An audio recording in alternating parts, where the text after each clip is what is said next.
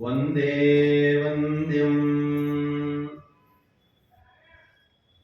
ವಿಧಿಭವಮಹೇಂದ್ರಾದಿವೃಂದಾರಕೇಂದ್ರೈಃ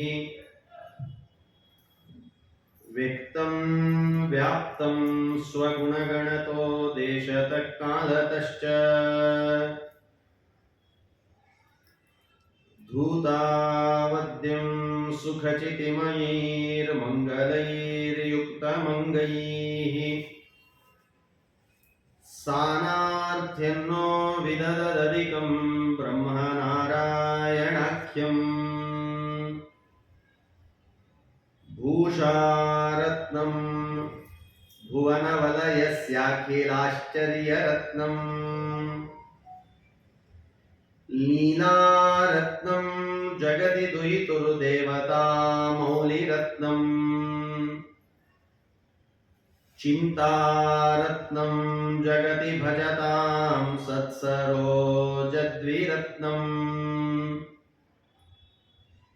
ಕೌಸಲ್ಯಾಯಾ ಲಸತು ಮಮರನ್ ಮಂಡಲೇ ಪುತ್ರರತ್ನಂ M ಪ್ರೌರಜಂತಮನುಪೇತಮಪೇತಕೃತ್ಯಂ ದ್ವೈಪಾಯನೋ ವಿರಹ ಕಾತರ ಆಜುಹಾವ ಪುತ್ರೇತಿ ತನ್ಮಯತಯಾ ತರವೋ ವಿನೇದುಃ तं ಸರ್ವಭೂತಹೃದಯಂ ಮುನಿಮಾನತೋಸ್ಮಿ ಸೃಷ್ಟಿಸ್ಥಿತ್ಯಪ್ಯಯೇಹ ನಿಯತಿದೃಶಿತಮೋ ಬಂಧಮೋಕ್ಷಾಶ್ಚ ಯಸ್ಮಾತ್ ಅಸ್ಯ ಶ್ರೀ ಬ್ರಹ್ಮರುದ್ರ ಪ್ರಭೃತಿ ಸುರನರದ್ವಿಷಶತ್ರುತ್ಮಕಸ್ಯ ವಿಷ್ಣೋರ್ವ್ಯಸ್ತಾಃ ಸಮಸ್ತಾಃ ಸಕಲಗುಣನಿಧಿಃ ಸರ್ವದೋಷೌ ವ್ಯಪೇತಃ ಪೂರ್ಣಾನಂದೋ ವ್ಯಯೋ ಯೋ ಗುರುರಪಿ ಪರಮಶ್ಚಿಂತಯೇತಂ ಮಹಾಂತಂ ಅಭ್ರಮಂ ಭಂಗರಹಿತಂ ಅಜಡಂ ವಿಮಲಂ ಸದಾ ಆನಂದತೀರ್ಥಮತುಳಂ ಭಜೆ ತಾಪತ್ರಯಾಪಹಂ ಪೂಜ್ಯಾಯ ರಾಘವೇಂದ್ರಾಯ ಸತ್ಯಧರ್ಮರತಾಯ ಚ ಭಜತಾಂ ಕಲ್ಪವೃಕ್ಷಾಯ ನಮತಾಂ ಕಾಮಧೇನವೇ ತಪಸ್ವಾಧ್ಯಾಯ ಶುಶ್ರೂಷಾ ಕೃಷ್ಣಪೂಜಾರತಂ ಮುನಿಂ ವಿಶ್ವೇಶಂ ಇಷ್ಟದಂ ವಂದೇ ಪರಿವ್ರಾಟ್ ಚಕ್ರವರ್ತಿನಂ ಆಪಾದಮೌಳಿ ಪರ್ಯಂತಂ ಗುರುಣಾಮಾಕೃತಿಂ ಸ್ಮರೇತ್ ತೇನ ವಿಘ್ನಾಃ ಪ್ರಣಶ್ಯಂತಿ ಸಿದ್ಧ್ಯಂತಿ ಚ ಮನೋರಥಾಃ ಜನ್ಮಾದ್ಯಸ್ಯ ಯತೋನ್ಮಯಾತ್ ಇತರತಶ್ಚಾರ್ಥೇಷ್ವಭಿಘ್ನಸ್ವರಾಟ್ ತೇನೇ ಬ್ರಹ್ಮಹೃದಯಾದಿಕವಯೇ ಮುಖ್ಯಂತಿ ಯಂ ಸೂರಯಃ ತೇಜೋವಾರಿಮೃತಾಂ ಯಥಾ ವಿನಿಮಯೋ ಯತ್ರ ತ್ರಿಸರ್ಗೋ ಮೃಷಾ ಧಾಮ್ನಾ ಸ್ವೇನ ಸದಾ ನಿರಸ್ತಕುಹಕಂ ಸತ್ಯಂ ಪರಂ ಧೀಮಹಿ. ಹರಿವಾಯು ಗುರುಗಳ ಚರಣಾರವಿಂದಗಳಲ್ಲಿ ಭಕ್ತಿಪೂರ್ವಕವಾದ ನಮಸ್ಕಾರಗಳನ್ನು ಸಲ್ಲಿಸಿ, ಕ್ಷೇತ್ರದಲ್ಲಿ ಸನ್ನಿಹಿತನಾದ ಭೂವರಾಹ ತದಭಿನ್ನನಾದ ಪರಮಾತ್ಮನ ರೂಪ ಅಂತ ಹೇಳಿದ್ರೆ ಅದು ಶ್ರೀನಿವಾಸ. ಅವನ ಪಾದಕಮಲಗಳಲ್ಲಿ ಮತ್ತೊಮ್ಮೆ ಮಗದೊಮ್ಮೆ ಭಕ್ತಿಪೂರ್ವಕವಾದ ನಮಸ್ಕಾರಗಳನ್ನು ಸಲ್ಲಿಸಿ ಶ್ರೀಮದ್ ಭಾಗವತದ ಅನುವಾದವನ್ನು ಪ್ರಾರಂಭ ಮಾಡ್ತಾ ಇದ್ದೇವೆ. ನಿನ್ನೆವರೆಗೆ ಸೂರ್ಯವಂಶದ ರಾಜರ ಕಥೆಯನ್ನು ನಾವು ಶ್ರವಣ ಮಾಡ್ತಾ ಬಂದ್ವಿ. ಸೂರ್ಯವಂಶದಲ್ಲಿ ಅನೇಕ ಮಹಿಮಾನ್ವಿತರೂ ಇದ್ದಾರೆ, ಸಂದೇಶವನ್ನು ತಂದುಕೊಟ್ಟವರು ಇದ್ದಾರೆ, ಮಾರ್ಗದರ್ಶನ ಮಾಡಿದವರು ರಾಜರು ಆ ವಂಶದಲ್ಲಿ ಬಂದಾರೆ ಅಂತ ನಾವು 2-3 ದಿವಸಗಳ ಕಾಲ ಅದನ್ನು ಶ್ರವಣ ಮಾಡ್ತಾ ಬಂದಿದ್ವಿ. ಅದರಲ್ಲಿಯೂ ಪರಮ ಪೂಜ್ಯರು ಶ್ರೀರಾಮ ಅಂತ ಇಟ್ಕೊಳ್ಬೇಕು. ಅವನ ಆದರ್ಶ, ಅವನ ನಾಮದ ಸ್ಮರಣೆ, ಎಷ್ಟು ಅವನಿಗೆ ಭಕ್ತರ ಮೇಲೆ, ಪ್ರಜೆಗಳ ಮೇಲೆ, ತಂದೆ ತಾಯಿಗಳ ಮೇಲೆ ಎಷ್ಟು ಭಕ್ತಿ ರಾಮನಿಗಿತ್ತು ಅನ್ನೋದನ್ನು ನಾವು ನಿನ್ನೆ ದಿವಸ ನೋಡಿದ್ದೇವೆ. ಒಂದು ಪ್ರಸಂಗ ಹೇಳಿ ಚಂದ್ರವಂಶಕ್ಕೆ ಹೋಗೋಣ. ಹೌದು ಅಂತ ಅನಿಸ್ತದೆ, ಕಥೆಗಳನ್ನು ಅವಾಗವಾಗ ಕೇಳಬೇಕಂತ. ರಾಮನ ಕಥೆ, ಕೃಷ್ಣನ ಕಥೆ ಕೇಳ್ತಾ ಇರಬೇಕಂತ. ಏನಾಗ್ತದೆ ಆ ಕಥೆ ಕೇಳೋದ್ರಿಂದ? ಮನಸ್ಸಿಗೆ ಉಲ್ಲಾಸ ಬರ್ತದಂತ. ಮೊದಲು ಜೀವನದಲ್ಲಿ ಜಿಗುಪ್ಸೆ ಹೊಂದಿರ್ತಾನಲ್ಲ ಮನುಷ್ಯನಿಗೆ ಏನಾಗ್ಬಿಡ್ತದೆ, ಸಂಸಾರದಲ್ಲಿ ಜಿಗುಪ್ಸೆ ಹೊಂದುವ ಸಮಯಗಳು ಜಾಸ್ತಿ ಬರ್ತಾವೆ. ಮನುಷ್ಯ ಜಿಗುಪ್ಸೆ ಒಳಗಾಗ್ಬಿಡ್ತಾನೆ. ಬೇಡ, ಸಾಕು, ಇಷ್ಟೇ ಸಾಕು, ಹೀಗೆ ಇರ್ತೀನಿ, ಹೀಗೆ ಅನಿಸ್ತಿರ್ತದ ಮನಸ್ಸಿಗೆ.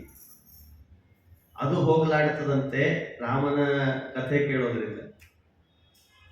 ನಿನ್ನೆ ಹೇಳಿದ್ದೀನಿ, ಚಿಗುರ್ತು ಪಕ್ಷಿಯ ರೆಕ್ಕೆ ಅಂತ ಹೇಳಿದ್ದೆ. ರಾಮಾಯಣ ಅರ್ಧ ಆದ ರಾಮಾಯಣ ಶ್ರವಣ ಮಾಡಿದ್ರೇನೆ ಆ ಪಕ್ಷಿಯ ರೆಕ್ಕೆ ಚಿಗುರಿ ಮತ್ ಹೇಳು ಅಂತ ಕೇಳಿ ಸಂಪೂರ್ಣ ರೆಕ್ಕೆಯನ್ನ ಚಿಗುರಿಸಿಕೊಂಡು ಆಮೇಲೆ ಆ ಇದ್ದ ಕಪಿಗಳೆಲ್ಲ ಆ ಪಕ್ಷಿ ಹೇಳಿದ್ರಂತೆ, ನೋಡ್ ಪಕ್ಷಿ, ನಾವೆಲ್ಲ ಸೀತೆಯನ್ನು ಹುಡ್ಕೊಂಡು ಬಂದಿದ್ದೇವೆ ಇಲ್ಲಿ ಹುಡುಕ್ಲಿಕ್ಕೆ ಅಂತ ಹೇಳಿ. ನಿನ್ನ ಕಣ್ಣು ಬಹಳ ಸೂಕ್ಷ್ಮದನ್ನು ಗ್ರಹಿಸ್ತದೆ, ಮೇಲೆ ಹಾರಿ ಸೀತೆ ಎಲ್ಲಿದ್ದಾಳೆ ಅನ್ನೋದನ್ನು ಸೂಚನೆ ಕೊಡು ಅಂತ ಕೇಳ್ಕೊಂತಂತ. ಆಮೇಲೆ ಅದೇ ಗೃಧ್ರ, ಅದು ಹದ್ದಿನ ಕಣ್ಣು ಬಹಳ ಸೂಕ್ಷ್ಮ. ರೆಕ್ಕೆ ಇಲ್ಲದೆ ಇರುವ ಆ ಪಕ್ಷಿಯ ರೆಕ್ಕೆ ಚಿಗುರಿ ರೆಕ್ಕೆ ಬಂದು ಮೇಲೆ ಹಾರಿ ಸೀತೆ ಅಲ್ಲಿದ್ದಾಳೆ ಅಂತ ಸಂದೇಶ ಕೊಡ್ತಾರೆ. ಹಾಗಾದ್ರೆ ನಾವೇನ್ ಸಾರಾಂಶ ಅರ್ಥ ಮಾಡ್ಕೊಳ್ಬೇಕು? ಬರೀ ಕಥೆಯಲ್ಲ ಇದು, ತುಂಬಾ ಸಾರಾಂಶ ಅಡಗಿದೆ ಈ ಕಥೆಯಲ್ಲಿ. ಹೇಳಲಿಕ್ಕೆ ನಿನ್ನೆ ಆಗ್ಲಿಲ್ಲ ಆದ್ರಿಂದ ಇವತ್ತು ತಗೊಳ್ತಾ ಇದ್ದೇನೆ. ಇಲ್ಲದೆ ಇರುವ ರೆಕ್ಕೆ ಚಿಗುರುತ್ತು ಅಂತಂದ್ರೆ ನಾವು ಜಿಗುಪ್ಸೆಯಲ್ಲಿದ್ದವರು ಬದುಕಬೇಕು ಅಂತ ಮತ್ತೆ ನಮ್ಮ ರೆಕ್ಕೆಗಳು, ಮನಸ್ಸಿನ ಅಭಿಲಾಷೆಗಳು ಚಿಗುರ್ತಾವಂತೆ. ಆಮೇಲೆ ಅದೇ ಪಕ್ಷಿ ಉನ್ನತ ಸ್ಥಾನಕ್ಕೆ ಹಾರ್ತು ಅಂದ್ರೆ ನಾವು ಒಂದು ಉನ್ನತ ಸ್ಥಾನಕ್ಕೆ ಹೋಗ್ತೀವಂತೆ. ಕಂಡದ್ದು ಯಾರನ್ನ? ಮಾತೆಯನ್ನ. ಹಾಗೆ ನಾವು ಕೂಡ ಲಕ್ಷ್ಮೀದೇವಿ ಸೀತಾಮಾತೆ ತಾಯಿಯ ಅನುಗ್ರಹದಿಂದ ಪರಮಾತ್ಮನನ್ನ ಕೊಂಡು ಒಂದೆಲ್ಲ ಒಂದು ದಿವಸ ಒಳ್ಳೆ ಲೋಕಕ್ಕೆ ನಾವು ಹೋಗ್ತೇವೆ. ಅದು ರಾಮಾಯಣದ ಶ್ರವಣದಿಂದ. ಎಂಥ ಸಂದೇಶ ಇದೆ ನೋಡಿ. ನಿನ್ನೆವರೇ ಚಿಗುರುತು ಅಂತ ಇಷ್ಟು ಹೇಳಿಬಿಟ್ಟೆ. ಚಿಗುರುತು ಅಷ್ಟೇ ಅಲ್ವೋ, ಅದರ ಮರ್ಮ ಹೀಗಿದೆ ಅಂತ ಅನುಸಂಧಾನ ಮಾಡ್ರಿ ಅಂತ. ರಾಮನ ಸಂದೇಶ ಹೀಗಿದೆ, ಕಥೆಯ ಸಂದೇಶ ಹೀಗಿದೆ. ಒಂದು ಪ್ರಸಂಗ ಮೈಯೆಲ್ಲ ರೋಮಾಂಚನ ಆಗ್ತದೆ, ಅದನ್ನು ಹೇಳಿ ಮುಂದೆ ಹೋಗೋಣ. ಇಡೀ ರಾಮಾಯಣ ಮುಗೀತಲ್ಲ, ಎಲ್ಲ ರಾಮಾಯಣ ಅವತಾರದ ಎಲ್ಲ ಕಾರ್ಯನೂ ಮುಗಿದೋಯ್ತು. ಇನ್ನು ಅವರವರ ಲೋಕಕ್ಕೆ ಹೋಗ್ಬೇಕು. ಯಾರ್ಯಾರು ಅವತಾರ ಮಾಡಿದ್ದಾರೆ ಅವ್ರವ್ರ ಲೋಕಕ್ಕೆ ಹೋಗ್ಬೇಕು. ಬ್ರಹ್ಮದೇವ್ರ ಕಡೆ ಲಿಸ್ಟ್ ಇರ್ತಂತೆ, ಮತ್ತೆ ಯಾರಾದ್ರೂ ಲಿಸ್ಟ್ ಮಾಡಲೇಬೇಕು. ಬ್ರಹ್ಮದೇವರ ಹತ್ರ ಇರೋ ಲಿಸ್ಟನ್ನ ಒಬ್ಬೊಬ್ಬರು ಬಂದಾಗೆಲ್ಲ ರಾಮ ನಿಂತಿದ, ರಾಮನಿಗೆ ಹೇಳ್ತಿದ್ರಂತ, ರಾಮ ಹೀಗೆ ಹೀಗೆ ಪರಿಚಯ. ರಾಮ ಅಂತ ಇವನಿಗೆ ಅಲ್ಲಿ ಕಳಿಸು, ಇವನಿಗೆ ಈ ಲೋಕ ಕೊಡು, ಇವನಿಗೆ ಈ ಉಡುಗೊರೆ ಕೊಡು, ಇವನಿಗೆ ಹಿಂಗ್ ಮಾಡು, ಅವನಿಗೆ ಒಳ್ಳೆ ಕೊಡು, ಅವನಿಗೆ ಹಂಗ್ ಮಾಡು, ಯಾಕಂದ್ರೆ ಈ ಸೇವೆ ಮಾಡ್ಯಾನೆ, ಈ ಸೇವೆ ಮಾಡ್ಯಾನೆ, ಒಬ್ಬೊಬ್ಬರನ್ನ ಒಂದೊಂದ್ ಕಡೆ ಕಳಿಸ್ತಿದ್ದಂತ. ಅದೇ ಲಿಸ್ಟಿನ ಒಳಗೆ ಕೈಕೇಯಿ ಲಿಸ್ಟ್ ಬಂತಂತ. ನೋಡ್ರಿ ಹೇಗೆ ಆ ಬ್ರಹ್ಮ ಸ್ವಲ್ಪ ಮುಖ ಗಟ್ಟು ಮಾಡಿ ಹೇಳಿದ್ದಂತ, ರಾಮ ಕೈಕೇಯಿಗೆ ಯಾವ ಲೋಕ ಕೊಡಬೇಕು ಅಂತ ಕೇಳಿದ್ರು. ನೋಡ್ರಿ ಎಂಥ ಮನೋಭಾವ ಇತ್ತು ರಾಮನ್ ಗೋತಿ, ಇದರಿಂದ ಗೊತ್ತಾಗ್ತದೆ. ರಾಮ ಕೈಕೇಯಿಗೆ ಯಾವ ಲೋಕ ಕೊಡ್ಲಿ, ಅಕ್ಕಿದು ಲಿಸ್ಟ್ನಾಗ ಹೆಸರು ಬಂದದ, ಅಕ್ಕಿನೂ ಅವತಾರ ಮಾಡ್ಯಾಳಲ್ಲ ಅಂದು ಮೇಲಿಂದ ತಳಕ್ ಬಂದಿದ್ದಾಳೆ. ರಾಮ ತತ್ಕಾಲದಲ್ಲೇ ಕೈಕೇಯಿ ಅಂತ ಕಿವಿಗೆ ಬಿದ್ದ ಕ್ಷಣದಲ್ಲೇ ಅಲ್ಲಿ ನೋಡು, ಅಲ್ಲಿ ಒಂದು ಮೋಕ್ಷದಲ್ಲಿ ಅವಳಿಗೆ ಆನಂದ ಉದ್ರೇಕ ಆಗ್ಬೇಕು ಅಂತಹ ಸ್ಥಳಕ್ಕೆ ಕಳಿಸೋಳನ್ನ ಅನ್ನತ್ ರಾಮ. ಬೆಚ್ಚಿ ಬೀಳ್ತಾನ ಬ್ರಹ್ಮ. ಒಂದು ಸಲ ಹಲ್ಲು ಕಟ್ಟದೆ ಹೇಳಿದ್ನಂತ, ನಿನಗೆ ಕಿವಿ ಮೊಪ್ಪಾಗಿರ್ಬೇಕು, ಭೂಲೋಕಕ್ಕೆ ಬಂದು ಸ್ವಲ್ಪ ಮೊಪ್ಪು ಜಾಸ್ತಿ, ಭೂಲೋಕಕ್ಕೆ ಬಂದ್ರೆ ಜನ ನಿನಗೆ ಹಂಗೇನಾರ ಕಿವಿ ಸ್ವಲ್ಪ ಏನಾದ್ರು ಕೇಳಿಸ್ತಾ ಇತ್ತೋ ಇಲ್ಲೋ, ನಾ ಹೇಳಿದ್ದು ಕೈಕೇಯಿನ ಅಂತ ಕಿವ್ಯಾಗಂದು. ರಾಮ ಅಂದ, ಅಷ್ಟೇ ನಾ ಏನು ಮೊಬ್ಬಾಗಿಲ್ಲ, ನಿನ್ನಷ್ಟೇನಂದ್ರೂ ಸರ್ವಥಾ ಮೊಬ್ಬ ಅಲ್ಲ ನಾನು ಅಂದಂತ. ಯಾಕೆ ನನಗೆ ಗೊತ್ತು ನೀ ಕೈಕೇಯಿ ಹೆಸರು ಹೇಳಿ ಅಂತೇಳೇನೆ, ಅದಕ್ಕೆ ಅವಳನ್ನ ಅಲ್ಲಿ ಕೊಡು ಅಂತ ಹೇಳಿ. ಯಾಕೆ ಹಾಗೋ, ನಿನ್ನನ್ನು 14 ನೆನಪು ಮಾಡ್ಕೋರೋ. 14 ವರ್ಷ ಕಾಡಿ ಕಳಿಸಿದ್ಲು, ಸಿಂಹಾಸನ ಇಲ್ಲ ಅಂತ ಮಾಡಿದ್ಲು, ದುಃಖವಲ್ಲ ಹಾಗೆ ಮಾಡಿದ್ಲು, ತಂದೆ ಹೋಗೋ ಹಾಗಾಯ್ತು, ಭರತ ಅತ್ತ, ಲಕ್ಷ್ಮಣ ಅತ್ತ, ಎಲ್ಲರೂ ಭೋಗರದಲ್ಲೋ, ಇಡೀ ಊರಿನ ಜನ ದುಃಖ ಪಡೋ ಹಾಗೆ ಮಾಡಿದ್ಲಲ್ಲೋ ಈ ಕೈಕೇಯಿ, ಅದಿಗೇನೋ ಮೋಕ್ಷ ಕೊಡ್ತಿದಿ ರಾಮ ಅನ್ನುತ್ತೇವೆ ಬ್ರಹ್ಮ. ಆವಾಗ ರಾಮ ಅಂದ, ಅವಳನ್ನು ಏನಾದ್ರೂ ನನ್ನನ್ನು 14 ವರ್ಷ ಕಾಡಿ ಕಳಿಸದೆ ಇದ್ರೆ ರಾಮಾಯಣವೇ ಬರ್ತಿದ್ದಿಲ್ವೋ ಬ್ರಹ್ಮ ಅನ್ನಂತ. 14 ವರ್ಷ ಅವಳೇನು ನನ್ನನ್ನು ಕಾಡಿ ಕಳಿಸಿದ್ಲಲ್ಲ, ಅಲ್ಲಿ ಎಷ್ಟು ಋಷಿ ಮುನಿಗಳ ರಕ್ಷಣೆ ಆಯಿತು, ಅಲ್ಲಿ ಎಷ್ಟು ಋಷಿಗಳ ರಕ್ಷಣೆ, ಯಾಗಗಳು ನಡೆದವು, ಯಾಗ ರಕ್ಷಣೆ, ಧರ್ಮದ ರಕ್ಷಣೆ, ಅಲ್ಲಿ ಎಂತೆಂಥ ಕಾರ್ಯಗಳು ನಡೆದವು, ದೈತ್ಯರ ಸಂಹಾರ, ರಾವಣಾದಿ ದೊಡ್ಡ ದೊಡ್ಡ ದೊಡ್ಡ ದೊಡ್ಡ ದೊಡ್ಡ ದೊಡ್ಡ ದೊಡ್ಡ ದೊಡ್ಡ ದೈತ್ಯರ ಸಂಹಾರ ನಡೀತು. ಒಂದ್ ವೇಳೆ ನಾನೇನಾದ್ರೂ ಸಿಂಹಾಸನದಲ್ಲ ಕುತ್ಕೊಂಡು ಬಿಟ್ಟಿದ್ದೆ ಅಂದ್ರೆ ಇದಾಗ್ತಿತ್ತೇನೋ ಬ್ರಹ್ಮ ಅನ್ನೋದು ಎಂಥ ಮಾತು ನೋಡಿ. ಆದ್ರಿಂದ ಅಷ್ಟೇ ಅನ್ಕೊಳ್ಬೇಡ, ಬರೀ ಇಷ್ಟ ಮಾಡ್ಯಾಳ ರಾಮಾಯಣ ನಡೀತು, ರಾವಣ ರಾಕ್ಷಸರ ಸಂಹಾರ ಅಲ್ಲ, ಲಕ್ಷ್ಮಣನಂಥ ವಜ್ರನ್ ಕೊಟ್ಟಾಳೋ ಬ್ರಹ್ಮ, ನಿನಗೇನು ಗೊತ್ತು ನೋಡಿ. ಇದು ಎಂಥ ಮಾತು, ಲಕ್ಷ್ಮಣನನ್ನು ಕೊಟ್ಟೋಳವಳು. ಹಾಗೆ ಈಗ ಇಷ್ಟು ಲಕ್ಷ್ಮಣನಲ್ಲ, ಲಕ್ಷ್ಮಣನ್ ಕೊಟ್ಟದ್ದು ಬೇರೆ. ಸ್ವಾಮಿ ನೀವೆಲ್ಲ ಹೂ ಅಂತಿರ್ತೀರಿ, ನಾನು ಹೂ ಅಂತ ಸಾಮಾನ್ಯಳಲ್ವೋ ಕೈಕೇಯಿ ಅಂತ ಆ ಮಾತು ಬ್ರಹ್ಮದೇವರಿಗೆ ಹೇಳಿ ಪರಮಾತ್ಮ ರಾಮ ಕೈಕೇಯಿಗೂ, ಅಂದ್ರೆ ನಮ್ಮ ವಿರೋಧಿಗಳಿದ್ರೂ ಕೂಡ ಅವರಲ್ಲಿ ಗುಣ ಕಾಣ್ತಿದ್ದಂತೆ ರಾಮ. ನಮ್ಮನ್ನು ವಿರೋಧ ಮಾಡಲಿ, ಅವರಲ್ಲಿ ನಮ್ಮ ವಿರೋಧವೂ ಇರಲಿ, ಅದರಲ್ಲಿ ಅವ್ರ ಒಳ್ಳೆಯ ಗುಣ ಇದೆಯಾ ಅದನ್ನು ಕಾಣ್ತಾ ಇದ್ದಂತೆ ರಾಮ. ಅಂಥ ಗುಣ ರಾಮನಲ್ಲಿತ್ತು. ಆದ್ದರಿಂದ ರಾಮನ ಚಿಂತನೆಯನ್ನ, ಸೂರ್ಯವಂಶದ ಚರಿತ್ರೆಯನ್ನು ಕೇಳ್ತಾ ಮುಂದೆ ಚಂದ್ರವಂಶ ಪ್ರಾರಂಭ ಆಗ್ತದೆ. ನಿನ್ನೆ ಹೇಳಿದ್ದೆ, ಅತ್ರಿ ಋಷಿಗಳು ಅಂದ್ರೆ ಪರಮಾತ್ಮನ ಮಗ ಬ್ರಹ್ಮನ ಮಗನೇ ಅತ್ರಿ ಮಗನೇ ಪುರೂರವ. ಬ್ರಹ್ಮ, ಅತ್ರಿ, ಚಂದ್ರ, ಬುಧ, ಪುರೂರವ, ಯಯಾತಿ, ನಹುಷ, ಹೀಗೆ ರಾಜರ ಸಂತತಿಯೇ ಅಲ್ಲಿ ಬರುತ್ತದೆ. ಅಲ್ಲಿ ಒಬ್ಬ ರಾಜನ ಕಥೆ ತುಂಬಾ ಮಾರ್ಮಿಕವಾಗಿ ತಿಳಿಸ್ತದೆ. ಕುರುರಾಜ ಅಂತ, ಕುರುವಂಶ, ಕುರುಕ್ಷೇತ್ರ ಅಂತ ಇವತ್ತಿಗೂ ಬಹಳ ಫೇಮಸ್ ಆಗಿದೆ. ಅವನು ಇದ್ದಕ್ಕಿದ್ದ ಹಾಗೆ ಒಂದು ದಿವಸ ನಾನು ಕೃಷಿಕನಾಗ್ತೀನಿ ಅನ್ನಂತ, ಕೃಷಿಕನಾಗಿ ಬಿಡ್ತೀನಿ, ಭೂಮಿಯನ್ನು ಹೂಳ್ಲಿಕ್ಕೆ ಹೋಗ್ತೀನಿ ಅನ್ನಂತ. ಇಡೀ ನನ್ನ ರಾಜ್ಯದಲ್ಲಿ ಬರಗಾಲ ಬಂದು ಹೋಗಿದೆ, ಈ ಬರಗಾಲವನ್ನು ನಿವಾರಣೆ ಮಾಡ್ಲಿಕ್ಕೆ ನಾನೇ ನೇಗಿಲು ಹಿಡಿತೀನಿ ಅನ್ನಂತ. ನೋಡಿ ಹೇಗೆ ಸರಿ, ನೇಗಿಲು ಹಿಡಿಲಿಕ್ಕೆ ಏನ್ ಮಾಡ್ಬೇಕು? ನೇಗಲನ್ನ ಕಟ್ಟಬೇಕಲ್ಲ. ಅದಕ್ಕೆ ಕುರು ಸೀದಾ ಯಮಲೋಕಕ್ಕೆ ಹೋದ್ನಂತ. ಯಮದೇವರ ಹತ್ರ ಇದ್ದ ಕೋಣವನ್ನು ಇಸ್ಕೊಂಡು ಬಂದಂತ. ನಿನ್ನ ವಾಹನ ಕೊಡು ಅಂತ ಇಸ್ಕೊಂಡು ಬಂದಂತ. ಸರಿ, ಎತ್ತಿಗೆ ಕಟ್ತಾರೆ, ಎತ್ತಿಗೆ ಕಟ್ಲಿಲ್ಲಂತವ. ಆ ಯಮನ ವಾಹನವನ್ನು ತಗೊಂಡು ಬಂದಂತ. ಇನ್ನೊಂದು ಬೇಕಲ್ಲ, ಅದಕ್ಕೆ ಆಲೋಚನೆ ಮಾಡಿ ರುದ್ರದೇವರ ಹತ್ರ ಹೋಗಿ ನಂದಿಯನ್ನು ಇಸ್ಕೊಂಡು ಬಂದಂತ. ನಂದಿಗೂ ಯಮನ ವಾಹನಕ್ಕೂ ಆ ನೇಗಿಲನ್ನು ಕಟ್ಟಿ ಕೂಳುತ್ತೇನೆ ಅಂತ ಹೊರಟನಂತ. ಹೋದಾಗ ಪರಮಾತ್ಮನೇ ತಳ ಹಿಡಿದು ಬಂದಂತ. ಏನೋ ಮಾರಾಯ, ಏನಾಗಿದೆ ನಿನಗೆ ಅಂತ ಕೇಳಿದ್ನ. ನನಗೇನಾಗಿಲ್ಲ ಅಂತವ. ಮತ್ತೆ ಯಾಕೆ ಈ ತರ ಮಾಡ್ತಿದ್ದಿ?